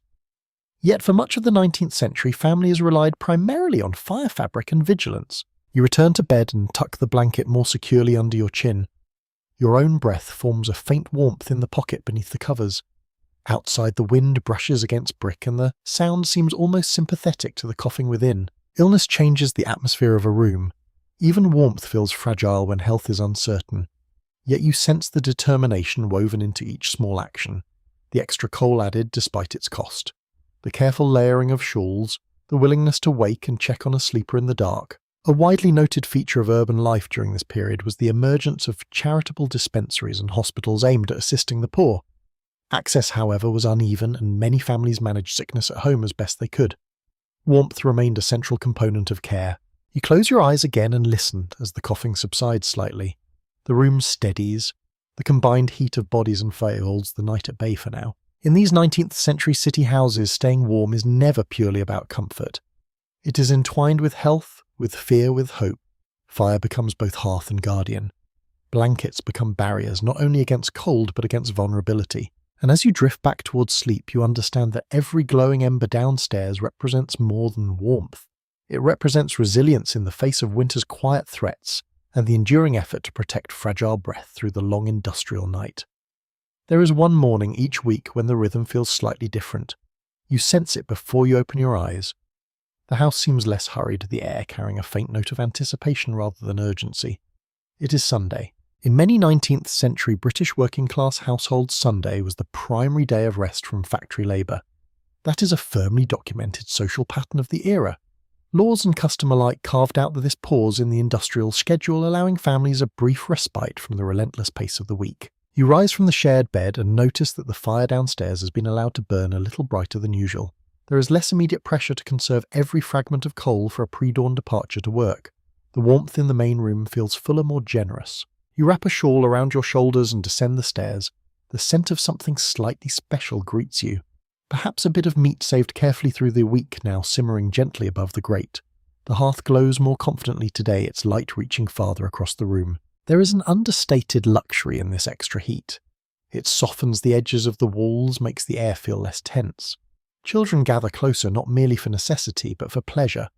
The fire becomes a focal point of conversation rather than just survival. An interesting custom noted in some period accounts describes families using Sunday as an opportunity to air bedding more thoroughly, weather permitting. Blankets might be shaken out in the yard mattresses, propped briefly near open windows to release accumulated damp. Whether this occurred consistently across all districts is uncertain, but the association between rest and maintenance seems logical. You help carry a quilt downstairs and drape it carefully near the hearth, not too close, allowing gentle warmth to pass through it. The fabric releases a faint overnight scent as it dries further. This small act feels almost ceremonial, a resetting of the week's wear. There has been considerable scholarly reflection on how Sabbath observance shaped domestic life in industrial Britain. Some historians emphasise the strictness of religious routines, while others highlight the social aspects of shared meals and gatherings. In this room you sense a blend. Prayer may be spoken quietly before breakfast, yet there is also laughter, a brief easing of burdens. The children appear slightly more animated. Without the looming call of the factory whistle, the morning stretches a bit wider. You notice how their hands linger near the warmth of the grate, fingers splayed faces illuminated by orange light. A small but charming detail recorded in memoirs from the period recounts families polishing boots and brushing coats on Sunday evenings in preparation for the week ahead. These garments, warmed slightly by proximity to fire, would carry the comfort of home into the chill of early Monday. It is a ritual that links warmth with readiness. You sit near the hearth and feel the heat soak into your bones more deeply than on other mornings. The fire is not extravagant, but it is steady. Coal is added without quite the same anxious calculation. The scuttle does not feel as immediately precarious. Outside the street is quieter than usual. Fewer carts rattle past. Church bells ring in the distance, their tones carrying cleanly through the crisp air. The sound enters through thin walls, mingling with the crackle of the grate. There is ongoing discussion among social historians about whether Sunday genuinely improved material conditions for working families or merely offered symbolic relief. Materially, coal still cost money and houses remained drafty, yet psychologically the pause mattered. The ability to sit longer by the fire to mend garments without rushing to speak without shouting over fatigue changed the texture of the day. You notice a pot of water heating more thoroughly than usual. Baths were not daily occurrences in many urban homes, but Sunday sometimes allowed for a more careful wash. Warm water carried upstairs could transform the bedroom briefly into a place of refreshment rather than just sleep. As afternoon light filters through the curtain window, you sense a rare contentment. The walls still hold damp in places, the wind still probes at the seams, yet the extra warmth in the room creates a small island of ease. When evening approaches, the fire is banked with particular care. There is a quiet desire to carry this fuller warmth into the night.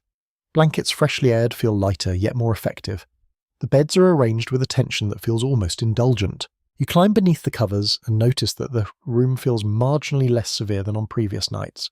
The memory of the day's brighter hearth lingers in the fabric. In these 19th century city homes, Sunday does not erase hardship. It does not insulate walls or eliminate draught. Yet it offers a brief widening of comfort, a slightly hotter fire, a more thorough airing of bedding, a slower gathering around the grate. And as you close your eyes, wrapped in blankets that carry the day's careful tending, You feel how even modest rituals of duress can deepen the warmth of a house built to withstand far harsher rhythms. Night approaches again, but tonight you notice the preparation more clearly. It begins not at the moment of climbing into bed, but much earlier in the careful choreography of evening tasks. Warmth for the night is secured in advance, piece by piece. You stand by the hearth as supper simmers. The fire has been fed thoughtfully. Not too much, not too little. When the meal is finished, the grate is adjusted with quiet precision. Larger lumps of coal are nudged inward. Smaller embers are gathered together. The aim is not brightness now, but endurance, a steady glow that will last through the darkest hours. It was common practice in 19th century British homes to bank the fire overnight, covering hot coals with ash to slow their burn. That is a widely recognised household technique of the period. By reducing airflow, families could preserve enough heat to rekindle the flame more easily at dawn. It was a form of thermal foresight. You watch as ashes drawn gently over the reddest embers. The colour dims slightly, yet warmth remains. The hearth transforms from lively blaze to quiet guardian. The room darkens in response, shadows lengthening along the walls. Upstairs preparations continue. Blankets are shaken out and laid flat. The brick that will warm the foot of the bed is placed near the grate to heat gradually. Nightcaps are found and set ready. Even the draft stopper by the door is checked and repositioned if needed. There is a rhythm to these rituals, almost meditative. Each action carries the memory of past winters. You sense that nothing here is accidental. Everything has been learned through repetition. A small but evocative detail from period letters mentions families reciting short prayers by the hearth before climbing to bed, asking for protection through the cold night. Whether universally practiced or more common in certain communities, the gesture underscores how closely warmth and security were intertwined. You carry the warmed brick upstairs, wrapped carefully in the cloth. When you slip it between the sheets, a soft wave of heat spreads outward. It will not last until morning, but it will ease the first hour of sleep. Scholars continue to reflect on how such nightly routines shaped the emotional climate of working-class homes. Some argue that the predictability of these acts offered stability amid economic uncertainty. Others suggest that constant vigilance against cold added to the burden of daily life. Both perspectives may hold truth depending on circumstance. You pause by the window and ensure the curtain is drawn tightly. Outside, the wind has picked up, slightly brushing against brick with a low murmur. You check the cloth tucked into the frame, pressing it more firmly into place. Downstairs, the last candle is extinguished. The only remaining light comes from the banked embers below, casting a faint reddish glow up the stairwell. The house feels hushed, poised between warmth and cold. You slip beneath the blankets and feel the immediate comfort of the warmed brick near your feet. Around you, others settle in the mattress, shifting gently under combined weight. A whispered goodnight passes from one side of the bed to the other. There has been ongoing discussion among historians about whether pre-industrial households commonly experienced a first and second sleep pattern, waking briefly during the night for quiet tasks or reflection. Evidence in urban 19th century contexts is mixed. Industrial schedules may have compressed rest into a more consolidated form, yet brief awakenings likely persisted. You sense that possibility now, the knowledge that someone may rise later to check the fire again. The room grows darker as your eyes adjust. You listen to the faint rustle of blankets, the gentle sigh of a child turning over. Beneath it all, you imagine the embers below breathing softly under their ash cover. Another modest practice, described in certain households, involved placing a small metal fender more securely in front of the grate before sleep, ensuring no stray spark could escape. Fire was both ally and potential threat. The ritual of securing it carried equal weight. You close your eyes and focus on the layered sensations. Warmth at your feet from the brick, warmth along your side from another body, a slight coolness at your nose softened by the edge of your nightcap. In these 19th century city homes, bedtime is not a single act, but a sequence of deliberate gestures. Banking the hearth, sealing the drafts, heating the brick, folding the shawl. Each contributes to the fragile equilibrium that will carry you through the night. As you drift towards sleep, you feel the quiet satisfaction of the preparation. The house may be thin-walled and the winter persistent, but you have done what you can. Below, under its soft mantle of ash, the fire waits patiently for morning. You wake briefly in the deep middle of the night and notice something different. The darkness is not absolute. A faint amber glow brushes the edge of the ceiling, trembling softly, as if the walls themselves are breathing. For a moment you think it is dawn, but it is far too early. The light comes from below. In many 19th century British homes, the hearth was not the only source of illumination after sunset. Candles and oil lamps played their part, though they were used sparingly. because they cost money and carried risk. That is a straightforward reality of domestic life in this era. Light, like warmth, required careful management. You listen. There is the quiet crackle of the banked fire downstairs, and beneath it a softer flicker. Someone has lit a small lamp, perhaps to check the embers or tend to a restless child. The glow rises faintly up the stairwell, painting gentle shadows along the plaster. Before gas lighting became common inside private homes, candles made from tallow or beeswax were typical. Tallow candles, more affordable, gave off a faint animal scent and smoked slightly if not trimmed well. Beeswax burned cleaner but cost more. You imagine the small wick being pinched and straightened, the flame coaxed into steadiness. You sit up and let your eyes adjust. The room is no longer pitch black, but layered in gradations of shadow. The shape of the wardrobe emerges softly. The curve of the bedpost catches a glint of light. These subtle outlines feel reassuring. Complete darkness can make a room seem smaller, more confined. A hint of glow restores dimension. An intriguing anecdote from urban memoirs describes families placing a candle inside a simple glass jar to shield it from drafts and reduce smoke. Whether this was common practice or an occasional improvisation remains uncertain, but the idea reflects the same ingenuity you have seen elsewhere. Every resource is adapted to extend both light and warmth. You swing your legs gently over the side of the bed and step into the hallway. The air here is cooler than beneath the blankets, yet not biting. The faint lamplight from below flickers along the stair rail. You descend carefully. In the main room, the hearth glows beneath its ash covering, and beside it stands a small oil lamp on the table. Its flame dances within a narrow glass chimney. The smell is slightly sharp, mingling with coal smoke. Someone kneels by the grate, lifting a small section of ash to check the embers. There is ongoing discussion among historians about how the spread of artificial lighting altered domestic rhythms in industrial cities. Gas lamps in wealthier homes and on city streets extended activity into evening hours. Yet working-class households often remained cautious in their use of light.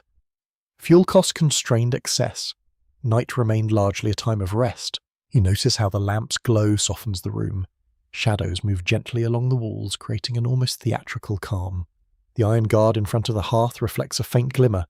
A kettle's curved surface catches a highlight. These small visual cues transform the space from stark to intimate. A widely noted aspect of Victorian urban life is the contrast between brightly lit commercial districts and dim residential lanes. While theatres and shops might blaze with gaslight, many homes relied on a single modest flame. In this house, the lamp is enough to see by, but not enough to banish night entirely. The person tending the fire finishes and turns the lamp slightly lower, conserving oil. The flame shrinks, becoming a mere point of light. You sense the intention behind it. Enough illumination to ensure safety, not so much that fuel is wasted. Upstairs, the faint glow continues to filter through the banister rails. You climb back to bed and notice how the softened darkness feels gentler than before.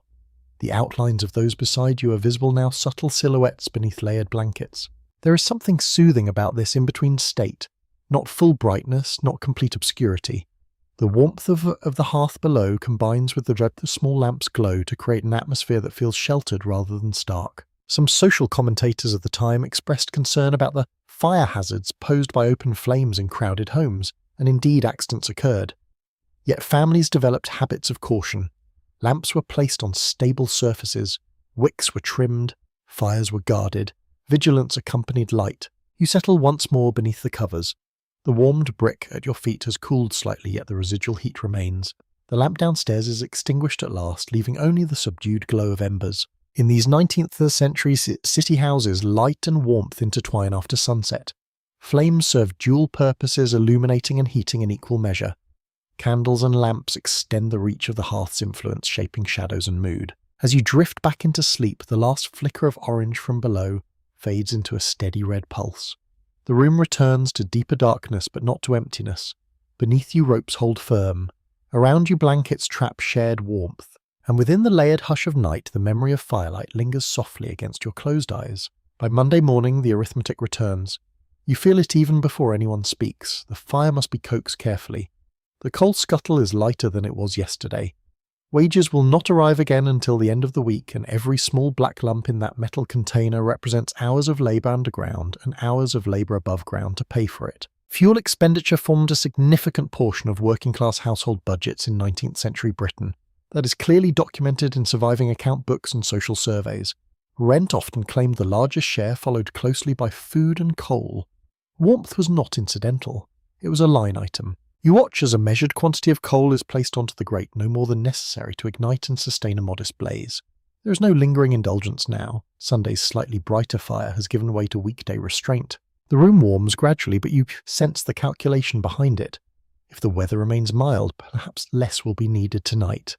If frost deepens, the family may face a difficult choice between extra heat and stretching supplies. An intriguing practice mentioned in certain urban neighbourhoods involved purchasing coal collectively in larger quantities to secure a better price, then dividing it among several households.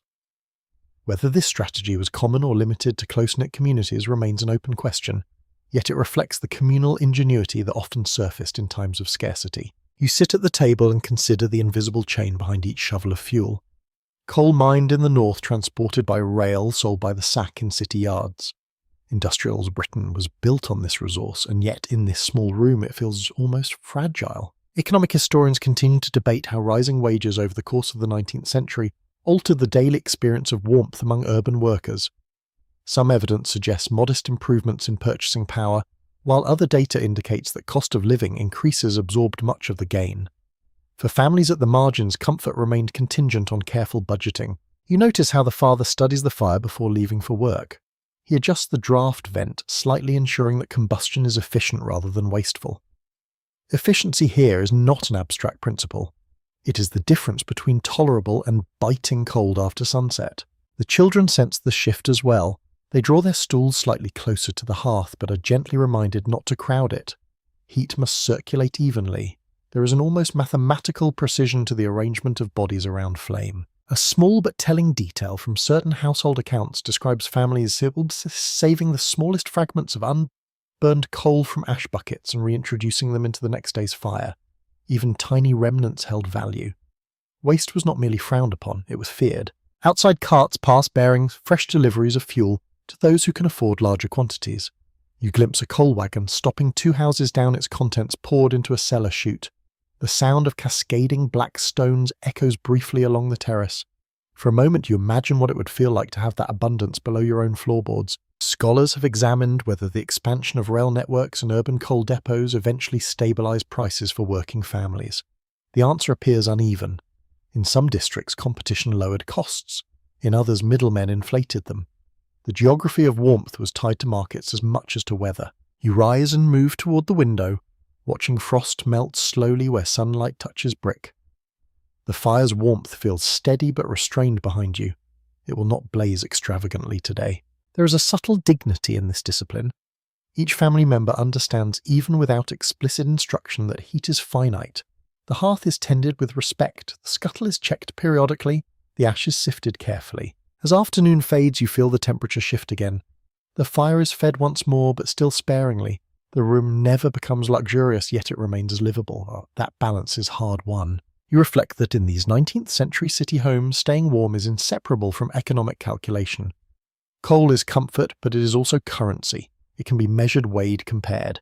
It sits in metal buckets like a visible embodiment of household security. When evening settles, and you climb the stairs to prepare the beds, you carry with you an awareness of cost. The warmed brick at your feet tonight represents more than heat. It represents careful planning, restrained use, and hope that the supply will last until wages are earned again. You slip beneath the blankets and feel the familiar pocket of warmth gather around you. The fire below continues its quiet work, moderated by necessity. And as you close your eyes, you recognize that in this industrial century, the economics of warmth shape every winter night, turning survival into a daily equation solved with coal caution and resolve. As the week unfolds, you begin to notice who rises first and who lingers longest near the fire. Warmth, like so many things in this household, follows patterns shaped by responsibility. Before dawn, it is often a woman's silhouette you see descending the stairs, shawl-wrapped tight, hair hastily pinned.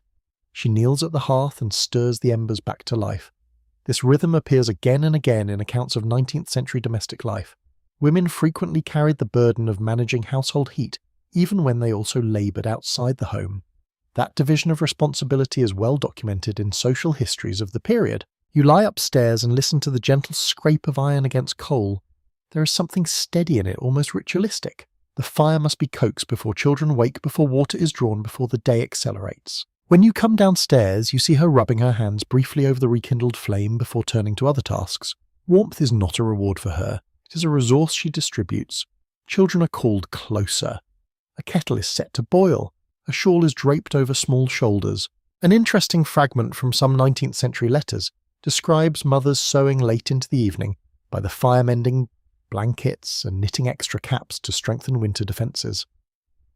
Whether this was universal or more common among certain households, it illustrates how textile labour and heat management intertwined. Warmth was not only tended in the grate, but stitched into fabric. You notice how men's routines intersect differently with the hearth.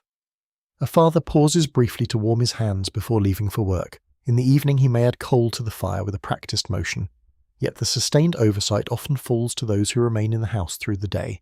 There has been thoughtful discussion among historians about whether these patterns reflected rigid gender expectations or pragmatic allocation of labour. Industrial employment schedules pulled many men away from home for long hours, leaving domestic management to women. Yet in some households, roles were more fluid-shaped by illness, unemployment, or individual temperament. The record is varied rather than uniform. You watch as a child is shown how to place a small piece of coal carefully on the edge of the grate rather than dropping it directly into the centre. The lesson is gentle but precise. Fire demands respect. One day that child may rise first and repeat the sequence. Upstairs blankets are folded with care. Bedding is aired briefly near the window, then returned to position. You see how much quiet labour sustains the warmth you experience at night. It does not happen automatically. It is built from countless small decisions across the day. A subtle yet revealing frital from the era recounts how some women kept mental tallies of coal usage, adjusting portions according to the weather forecast gleaned from neighbours or newspapers. Anticipating a cold snap meant conserving fuel earlier in the week. This quiet forecasting shaped comfort days in advance. You sit by the hearth and notice how the fire responds differently depending on how it is fed. A steady hand produces a steady glow. Too much added at once creates a brief blaze that wastes fuel. Too little results in sputtering embers. The management of warmth becomes a skill honed through repetition. Scholars continue to examine how domestic expertise in this period has been undervalued in traditional narratives focused on industry and politics. The knowledge required to keep a family warm through an urban winter was not trivial. It demanded attentiveness, adaptation, and endurance. As evening approaches, you observe the final preparations again. The brick is warmed, the draft stopper is checked, nightcaps are laid out, the sequence unfolds almost without speech. There is a quiet satisfaction in seeing it all come together. The shared bed upstairs will be warm not only because of bodies, but because someone ensured the fire held long enough to take the edge off the chill. You reflect that in these 19th century city homes, warmth is not merely a physical state. It is the outcome of invisible labour. The steady tending of flame, the mending of cloth, the instruction passed from one generation to the next. When you climb into bed that night and feel heat gather beneath the blankets, you understand it differently now. It carries the imprint of early rising careful budgeting and practiced hands. And as you drift towards sleep, the quiet crackle below reminded you that the art of staying warm here is not only about coal and cloth, but about the people who rise in the dark to keep the cold from taking hold. One evening you step beyond your familiar terrace and walk a few streets farther than usual. The brick facades look similar at first glance, yet the voices drifting through open doorways carry a different cadence. You have entered a neighbourhood shaped by migration, where accents from across the Irish Sea mingle with the hum of the English city. During the 19th century, especially after the Great Famine of the 1840s, large numbers of Irish migrants settled in British industrial centres. That movement is firmly recorded in census data and urban histories. They arrived seeking work and survival, often clustering in the cheapest available housing. You pause outside a narrow tenement and feel a draft slip through a cracked doorway as someone exits. Inside, warmth is being fought for just as intensely as in your own home. You step in quietly and notice the familiar arrangement of a hearth at the centre of life. Coal glows within an iron grate, though perhaps in smaller quantity than you might hope. The room is crowded. Bedding is stacked against one wall during the day to create space. At night, those same mattresses will be spread across the floor. The smell of peat occasionally mingles with coal here, a reminder of rural origins where turf fires once dominated. Some families attempted to burn small pieces of peat brought from home, though supply was limited and cost could be prohibitive. Whether this practice was common or symbolic is still explored by migration historians. You observe a mother wrapping a thick shawl around a child's shoulders. The fabric is patterned differently from those you have seen before, woven with designs carried across the sea. Textiles like accents preserve memory. They also serve the same practical function. Insulation against the chill. In many immigrant districts, housing conditions were especially cramped. Reports from social investigators describe multiple families occupying subdivided buildings, each room pressed into service as sleeping quarters. These descriptions form part of the documented record, though they often reflected the moral judgments of their authors as much as objective measurement. You climb a narrow staircase and enter an upper room where two families share space. Mattresses lie close together, blankets overlap slightly, creating a patchwork of fabric across the floor. Children are arranged in clusters, heads tucked beneath shared quilts. An intriguing fragment from oral histories suggests that some migrant families sang softly at night lullabies carried from rural communities as a way of easing children into sleep amid unfamiliar surroundings. Whether this occurred regularly or only in memory is difficult to verify, yet the image lingers warmly. You can almost hear a low, steady melody blending with the crackle of coal below. Scholars continue to debate the extent to which ethnic enclaves provided protection against hardship or reinforced marginalization. On one hand, shared language and custom could foster mutual support. On the other, concentration in impoverished districts often meant limited access to improved housing. Warmth-like opportunity was unevenly distributed. You notice how beds are positioned strategically near interior walls, away from windows that rattle in the wind. A heavy curtain hangs across the doorway to trap heat within the shared sleeping space. The air feels thick with breath and fabric, yet undeniably warmer than the hallway outside. A small detail catches your attention. Near the hearth downstairs, a pot of water sits not only for cooking but to add slight moisture to air that becomes too dry from constant fire. Balancing damp and dryness remains delicate. The approach differs slightly from your own home, yet the objective is the same. Children curl tightly under layered shawls, their cheeks flushed from proximity to siblings. Adults settle along the edges, forming a human barrier against the coldest drafts. Shared body warmth becomes even more essential in these densely occupied rooms. There is ongoing discussion among historians about whether immigrant families retained rural sleeping customs within urban settings. Some evidence points to continuity in bed-sharing patterns and textile use, while other studies suggest rapid adaptation to city norms. The reality likely shifted from household to household. You sit quietly for a moment and feel the warmth rising from the hearth below, thinner than ideal but steady. Despite limited means, the strategies mirror those you have already witnessed. Banking the fire, layering blankets, blocking drafts with cloth. As you step back into the night air outside, you glance up at the dim windows, glowing faintly against the dark. Within each families gather close negotiating warmth through fabric flame and shared resilience. In these immigrant quarters of 19th century British cities, staying warm is entwined not only with economics but with identity. Shawls carry patterns of home, songs soften the cold, beds become communal spaces where memory and necessity meet. And as you return to your own narrow house, the familiar crackle of your hearth, greeting you once more, you recognize that across languages and neighborhoods, the same quiet determination binds these winter nights together. There are nights when you imagine what happens to those who do not have even this narrow brick shelter. The question lingers as you pass a large stone building set back from the street, its windows tall and uniform, its entrance severe. This is the workhouse. Under the Poor Law Amendment Act of 1834, workhouses became central institutions in Britain's system of relief for the destitute, that is, a firmly established historical framework. Those unable to support themselves could seek shelter and sustenance there, though the conditions were intentionally austere to discourage reliance. You step inside in your mind and feel the shift immediately. The warmth here is not familial, it is regulated. Large dormitories stretch in neat rows, iron bedsteads aligned with rigid precision. Blankets are uniform coarse and issued according to policy rather than affection. A fire burns at one end of the hall, but it is distant from many of the beds. The heat disperses unevenly across the wide space. Unlike the clustered intimacy of a family bedroom, bodies here are separated by institutional order. The air feels cooler between each frame. Records from the era indicate that workhouse dormitories were often segregated by age and gender. Families were separated upon entry. That is a documented practice that shaped the emotional texture of these spaces. A child might sleep in one ward, a mother in another, a father elsewhere entirely. Shared warmth within a single bed was replaced by regulated spacing. You run your hand across one of the thin mattresses. It is stuffed with straw similar to those in working-class homes, yet lacking the personal layering of quilts and shawls. The blankets are standardized, often insufficient during harsh winters. An intriguing detail from certain parliamentary reports describes inmates placing extra clothing beneath their blankets to increase insulation, even when regulations discouraged such modifications. Whether tolerated or punished likely varied by institution. Still, the instinct to improvise warmth persisted even within strict oversight.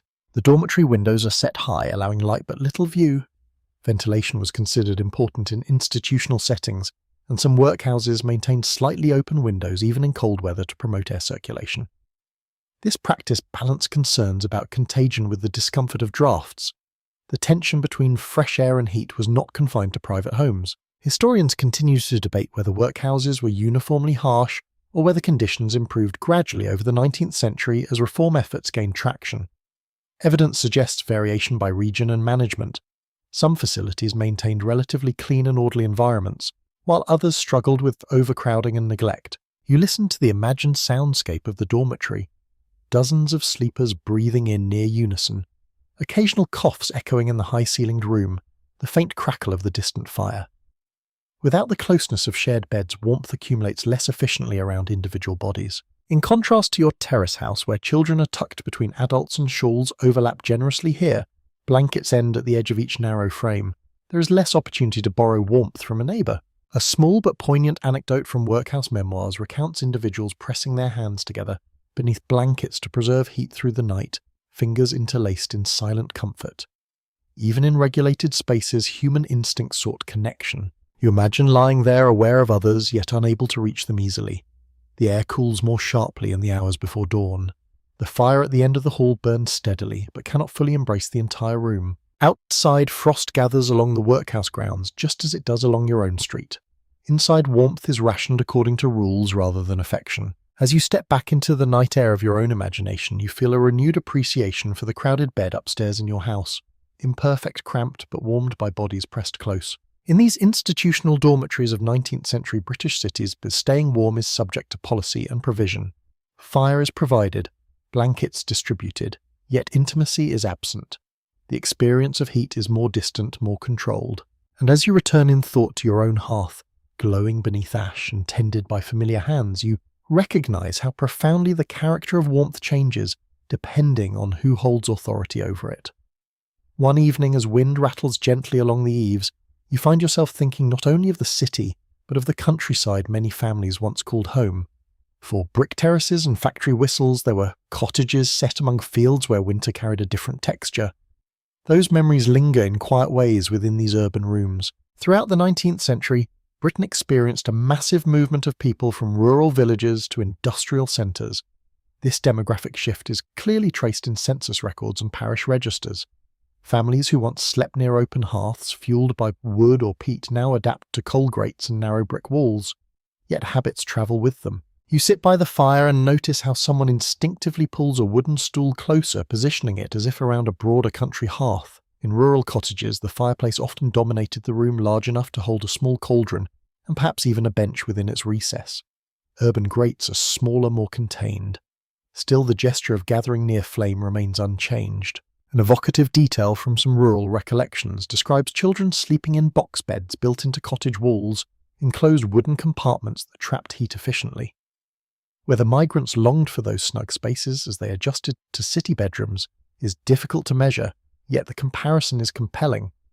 In your terrace house, beds are open and exposed, relying more on layered textiles than on wooden enclosures. You glance upstairs and imagine how a box bed might feel here, carved into brick. Instead, warmth must be engineered through blankets and shared bodies.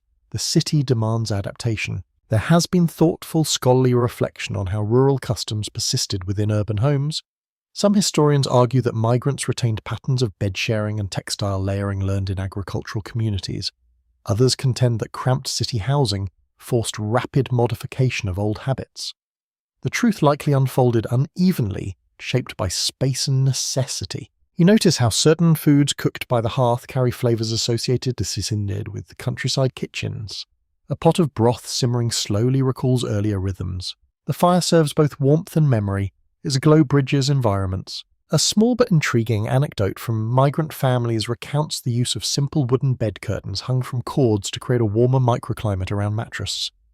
Whether inspired by rural box beds or by sheer practicality, such additions demonstrate the blending of old and new solutions.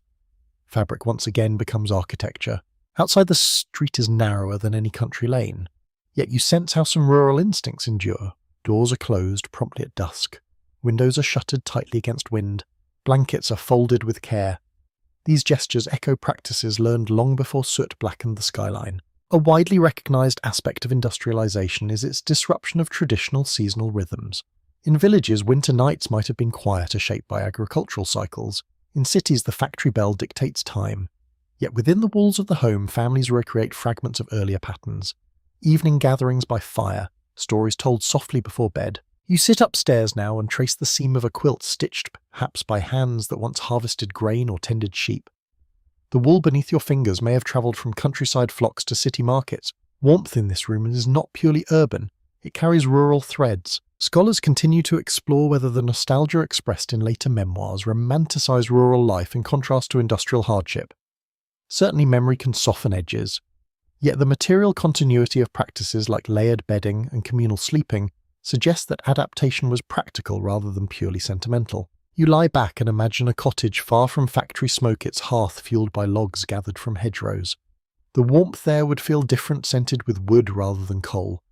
Yet the fundamental goal would be the same: shield bodies from cold. In your present urban bedroom, the walls are thinner, the air heavier with soot, but the strategies remain familiar.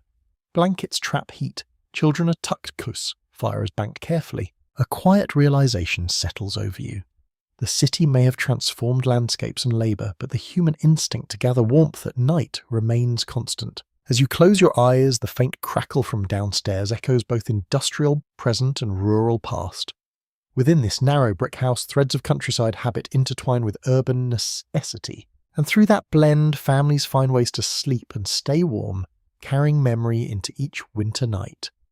As the decades move forward, you begin to notice subtle changes in the shape of the hearth itself. Not in every house, and certainly not all at once, but here and there an iron structure appears where once there was only an open grate. The promise is simple: more efficient heat, less smoke drifting back into the room. By the latter half of the 19th century, cast iron stoves and improved fireplace designs became increasingly available in British cities. This gradual shift is well recorded in trade catalogues and housing reports. Manufacturers advertise their products as cleaner, safer, and more economical in fuel consumption. For families accustomed to coaxing warmth from open coal fires, such innovations held quiet appeal. You step into a neighbour's home and see one of these newer stoves standing proudly against the wall. Its surface is dark and smooth, doors fitted snugly, a small vent allowing careful control of airflow. When coal is added and the door closed, flames flicker behind a tiny window rather than leaping openly into the room. The air feels different here, warmer perhaps, but also more contained. Less of that sharp tang of fresh smoke. The heat radiates steadily outward rather than rising immediately up the chimney. An intriguing detail from contemporary advertisements claimed that certain stove models could reduce coal consumption by a notable margin. Whether those savings were consistently realized in practice is still examined by economic historians. Marketing optimism does not always align with household reality. Even so, the perception of improved efficiency mattered. You sit near the stove and feel its warmth against your shins. It seems to hold heat longer than an open grate might. The iron itself becomes a reservoir radiating gently, even after the flames subside. For a family calculating fuel week by week, that lingering warmth could make a difference. Scholars have debated the pace at which such technologies penetrated working-class neighbourhoods. Some argue that adoption was slow due to cost barriers. Others point to instalment payment schemes and second-hand markets that gradually widened access. The evidence suggests uneven diffusion rather than sudden transformation. Back in your own house, the open hearth continues its familiar crackle. You imagine what it would be like to replace it with an iron stove. Would the room feel smaller, more enclosed?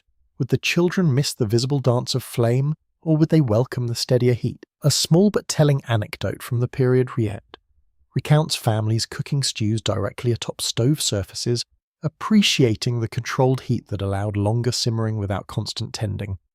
In this way, innovation reshaped not only warmth, but daily routines around food. You notice how the newer stove reduces drafts. Without a wide-open chimney throat, less warm air escapes upward. The room retains its heat more effectively. Curtains flutter less. The temperature feels more consistent across the space. Public health advocates of the time often praise such designs for minimizing indoor smoke exposure. While exact health outcomes are difficult to quantify, the intention to improve living conditions is clear in reform literature. Cleaner air and steadier warmth were framed as steps toward a more civilized domestic environment. You run your hand near the stove surface and feel the steady radiation. It lacks the dramatic glow of an open fire, yet it offers reassurance in its consistency. In your own house, you watch as someone adjusts the damper on the traditional grate, striving for similar control with older means. Skill compensates where technology has not yet arrived. There is a quiet tension between tradition and innovation. The open hearth is familiar, communal, visually alive. The stove is efficient, controlled, perhaps slightly less romantic. Families weigh cost, habit, and perceived benefit. As night descends and you climb into bed, you think about how warmth evolves. Brick houses, once new, now feel aged. Iron stoves, once novel, may become standard. Yet the core challenge remains: how to hold heat against winter's persistence. In these 19th century British cities, technological change creeps into domestic spaces gradually. Some homes glow with new iron radiance, others rely on long-trusted grates, and as you pull the blanket higher beneath the familiar crackle below, you understand that whether flame dances openly or hides behind iron doors, the purpose endures. Stay warm, endure the night. Rise again with enough heat to begin anew. As the century advances, you begin to sense that the conversation about warmth is no longer confined to individual hearths. It spills outward into newspapers, pamphlets, and public meetings. People are talking not only about how families manage cold, but about whether they should have to manage it alone. By the mid to late 19th century, public health reform became an increasingly visible movement in Britain. This is a well-established historical development. Reports on sanitation overcrowding and housing conditions circulated widely, prompting legislative responses such as the Public Health Acts.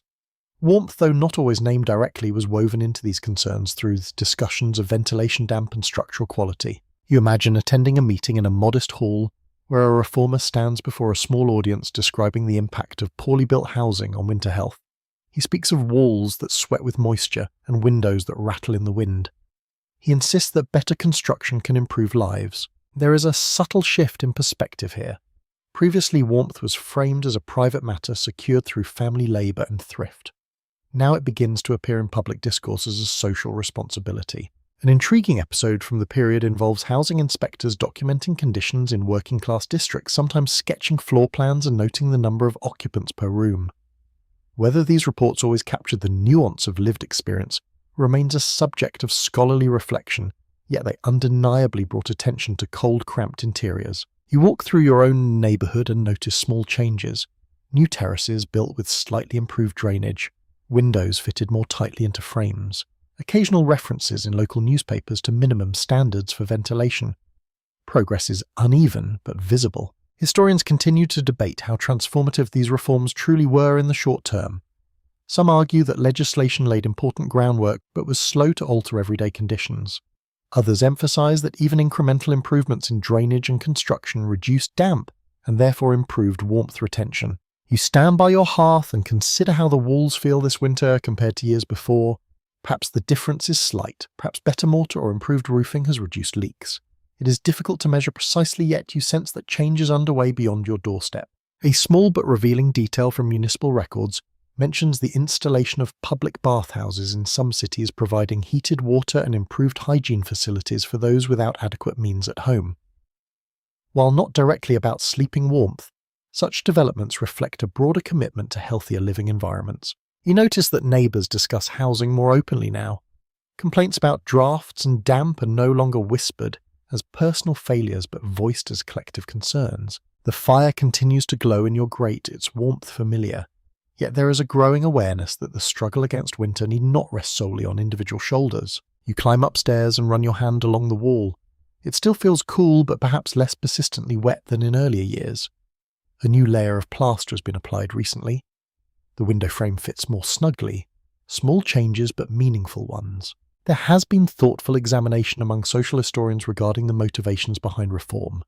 Was it driven by compassion, fear of disease spreading to wealthier districts, or economic interest in maintaining a healthy workforce?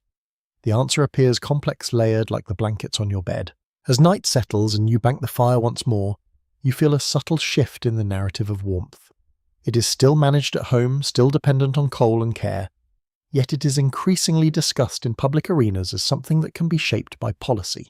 You slip beneath the blankets and sense the room holding heat slightly more effectively than before.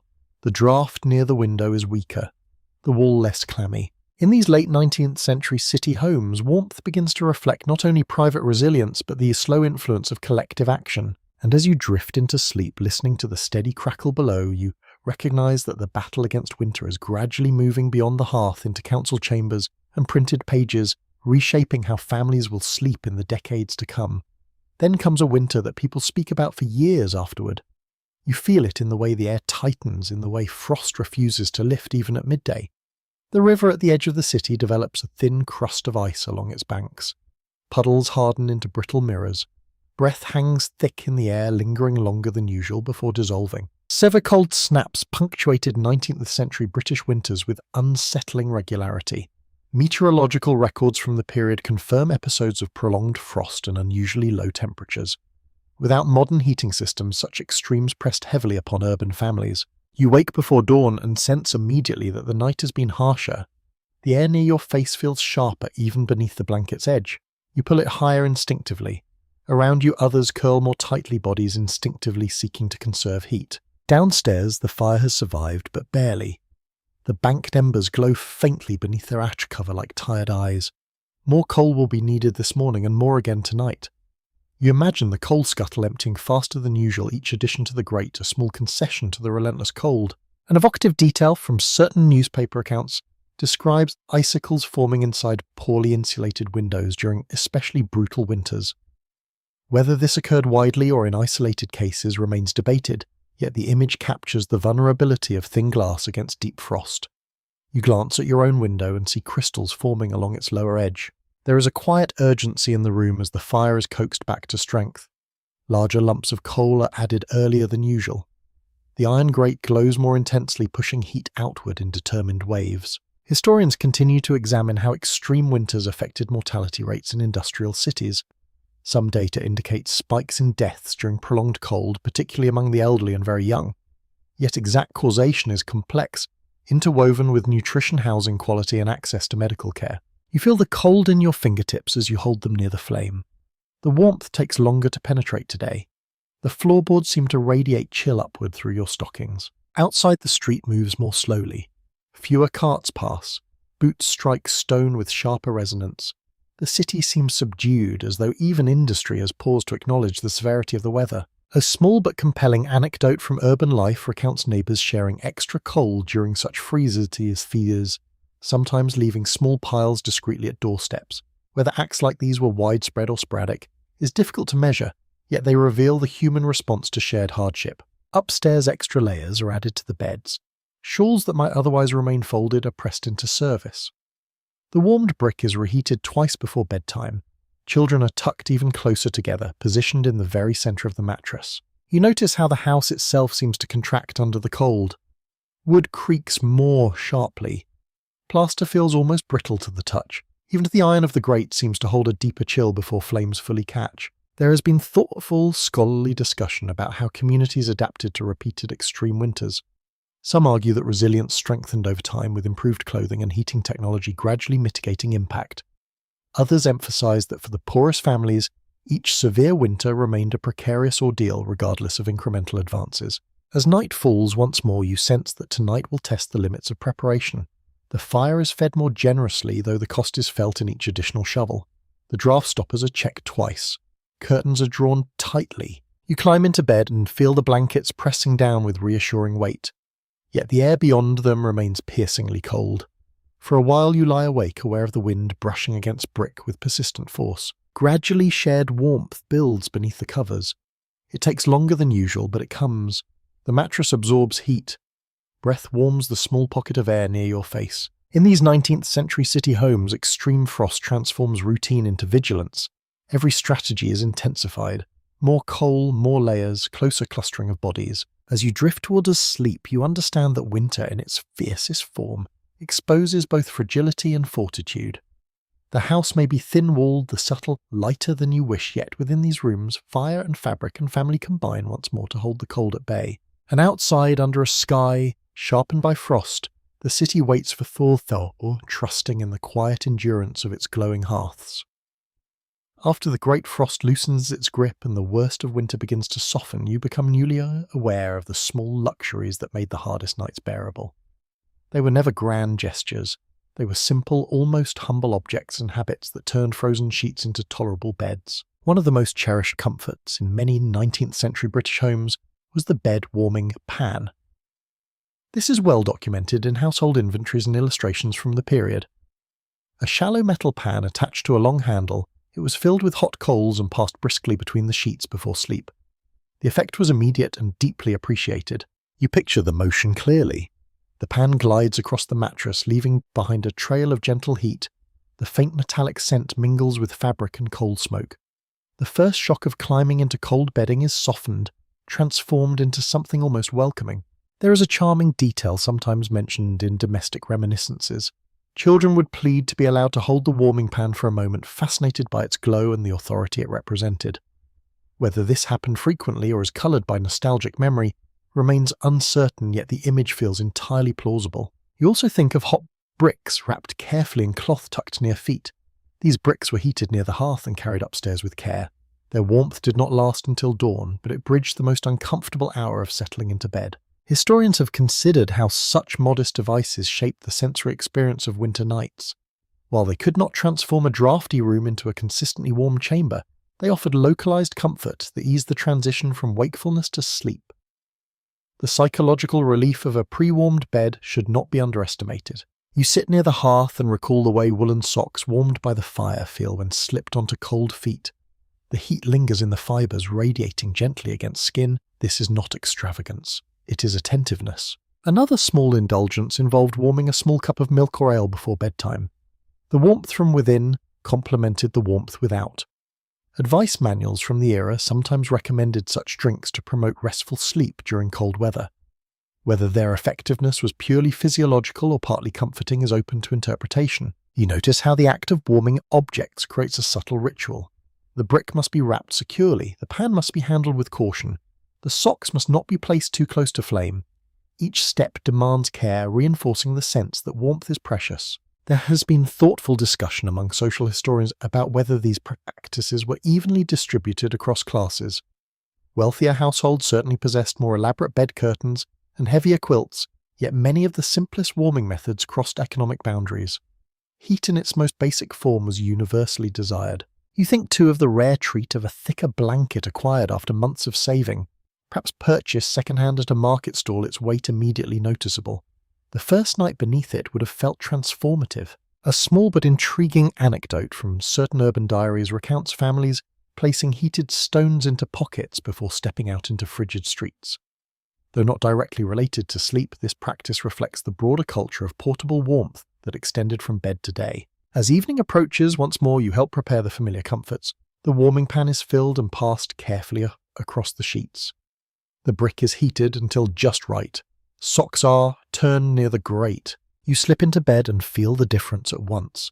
The initial chill that once startled you now barely registers. Instead, warmth meets you halfway. The blankets settle, trapping heat quickly. Scholars continue to reflect on how sensory memory shapes historical understanding.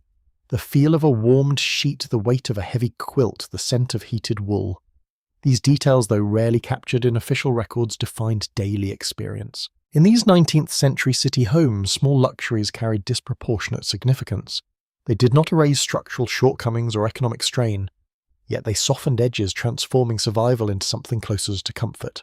As you close your eyes and sense warmth radiating from the brick and body alike, you appreciate how even modest objects can alter the texture of a winter night. And in that quiet gratitude, you drift towards sleep, wrapped in wool, warmed by coal, sustained by the careful accumulation of small, deliberate comforts. Years pass almost without you noticing at first. The terrace still stands, soot still gathers along rooflines, and winter still presses its cold palms against brick.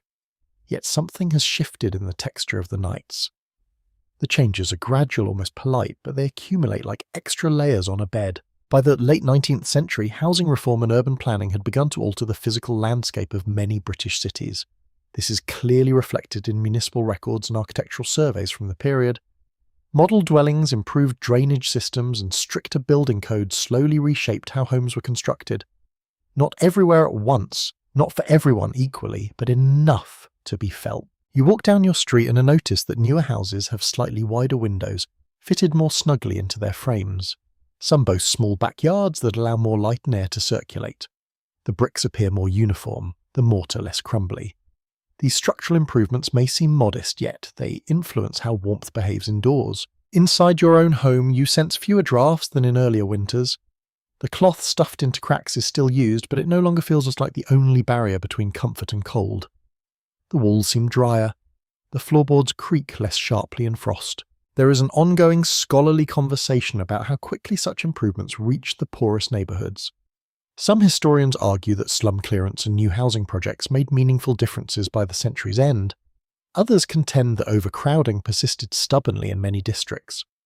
The story of progress is uneven layered with both advancement and delay. You climb the stairs and reflect on how beds have changed as well. Rope supports are replaced in some homes with metal springs. Mattresses become slightly thicker, stuffed with more resilient materials. These adjustments improve not only comfort, but insulation, lifting sleepers slightly higher from cold floors. An engaging detail from late Victorian trade catalogues advertises improved fireplaces designed to retain more heat within the room. Manufacturers promise better airflow control and reduce smoke. Whether every claim held true is difficult to verify, yet the intent signals a shift in expectations. Warmth is no longer merely endured, it is optimized. Downstairs, the hearth in your house has been fitted with a slightly more efficient grate. Coal consumption feels steadier, less wasteful. The room warms more evenly. You still gather near the fire, but the difference is perceptible. Public health campaigns continue to advocate for better ventilation and reduced damp. Pamphlets circulate advising on proper window placement and drainage maintenance. These ideas filter slowly into practice, altering the architecture of sleep one brick at a time. You remember earlier winters when frost traced patterns inside your window. Now such occurrences are rarer. The glass is thicker, the frame tighter. The air within your bedroom retains warmth longer into the night. A small but revealing anecdote from the period describes families expressing pride in newly improved housing, even when rent increased slightly.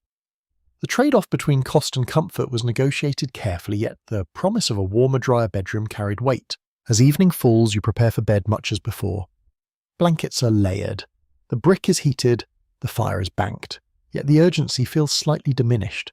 The house itself participates more effectively in holding warmth. Historians continue to analyse how these incremental changes influenced everyday life. Did improved housing reduce illness significantly? Did families experience winter as less threatening? Evidence suggests gradual improvement, though disparities remained. You lie beneath the covers and notice how quickly heat gathers around you. The mattress feels firmer, more supportive. The draft near the window is barely perceptible. Outside, the city hums with familiar industry, yet its built environment has evolved. Streets are better drained, sewers more organised, houses more thoughtfully constructed. In these closing decades of the 19th century, the story of staying warm begins to shift from constant improvisation toward cautious confidence. Coal still burns, shawls still wrap around shoulders, children still cluster close in cold spells, but the structure around them now offers more reliable protection. As you drift towards sleep, you sense the long arc of change, from open hearths and rag-stuffed windows to improved grates and tighter frames, from fragile warmth to steadier comfort. And within this quiet progression, families continue to do what they have always done: tend the fire, layer the blankets, share the bed. Only now the night feels a little less daunting, and the glow beneath the grate carries not just heat but the promise of a warmer future shaped by both resilience and reform. Now you lie in bed and let the present fade into reflection. The room around you is still the narrow terrace bedroom, still shaped by brick and soot and decades of coal smoke. Yet it feels different from that first winter night you stepped inside. Warmer, steadier, less precarious. You pull the blanket closer and think about how many evenings have unfolded beneath this roof. The early years when drafts slipped boldly through window frames. The nights when frost traced lace patterns along the inside of glass. The mornings when the coal scuttle felt alarmingly light. And then the gradual shifts. Thicker panes, better grates, walls that held their dryness more reliably. Throughout the 19th century, the evolution of domestic heating and housing standards altered everyday life in ways that were subtle yet profound. That is a firmly grounded conclusion drawn from architectural records, census data, and reform legislation. Central heating as you know it did not arrive yet, but incremental improvements reshaped the experience of winter. You rest your hand against the wall beside your bed. It is cool, but not clammy. The draft that once brushed your ankle through the door has been reduced to a faint whisper. The shared warmth beneath the blankets gathers quickly now, almost effortlessly. There is still debate among historians about how transformative these changes truly felt to those living through them. Did families perceive each improvement as a milestone, or did adaptation occur so gradually that it seemed merely part of the ordinary flow of time? The archival record does not always capture the texture of such transitions. Yet in this room you sense the difference. You think back to the rituals that shape these nights, banking the fire with care, heating the brick, tucking children between adults, pressing cloth into window seams. Each act carried intention, each act layered warmth against cold. An engaging detail preserved in some late Victorian memoirs describes elderly residents remarking on how much easier winter felt compared to their childhood. Whether memory softened the harsher edges of earlier years or accurately reflected material change remains open to interpretation. Still, the sentiment echoes quietly here. Downstairs, the hearth glows with familiar steadiness. It no longer feels like a fragile flame battling overwhelming cold. It feels integrated into a house that collaborates with it. Brick, glass, fabric, and iron working together rather than in constant tension. You close your eyes and imagine the countless other rooms across the city. Some still struggling with damp and drafts, others benefiting from newer construction. In each families lie beneath layered blankets listening to the faint crackle of coal. The industrial century has not been gentle. It has crowded streets, darkened skies, and demanded relentless labour. Yet within these narrow homes, resilience has been quietly practiced night after night. Warmth has been engineered through thrift, ingenuity, and love. You adjust your pillow and notice how thick the mattress feels beneath you. Springs hold you slightly above the chill of the floor. The window no longer rattles with every gust. The curtain hangs securely less as a desperate barrier and more as a final touch. In these closing years of the century, staying warm in a British city still requires effort.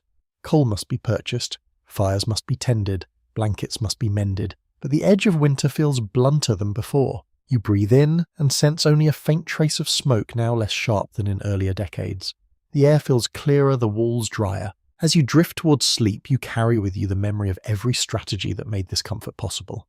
The rope beds and straw mattresses, the shared breaths beneath wool, the draft stoppers and warming pans, the reformers' pamphlets and the iron stoves. All of it layered together like the quilts that once guarded you from frost. And now, as the hearth below releases its final gentle crackle for the night, you allow your mind to soften. The city outside hums quietly, less threatening than before. The bed holds you securely. Warmth gathers and remains. You settle deeper into the mattress, feeling gratitude for the slow march of change that carried these rooms from fragile shelter towards steadier refuge. The night wraps around the house, but it no longer feels like an adversary. It feels like a familiar presence met each evening with fire and fabric and the quiet confidence of generations who learned, slowly and patiently, how to sleep through winter in the heart of an industrial city. Now the room grows softer still. The fire has dwindled to a low red pulse, steady and unhurried. You notice how your breath rises and falls beneath the blankets warm against your cheek. Outside, the wind moves along the street, but it sounds distant now, as though cushioned by layers of brick and time. You think of all those nights when families lay awake listening for drafts, measuring coal, tucking shawls more tightly. You think of hands reaching in the dark to find another hand of bricks, warmed carefully at the hearth, of children pressed close for heat.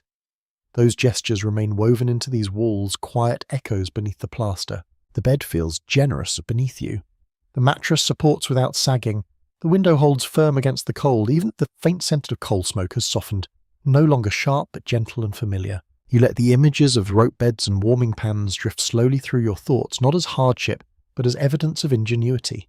Each winter survived was a small triumph, each improvement in brick and glass a step toward ease. The city beyond continues its patient hum, but here in this room, warmth lingers.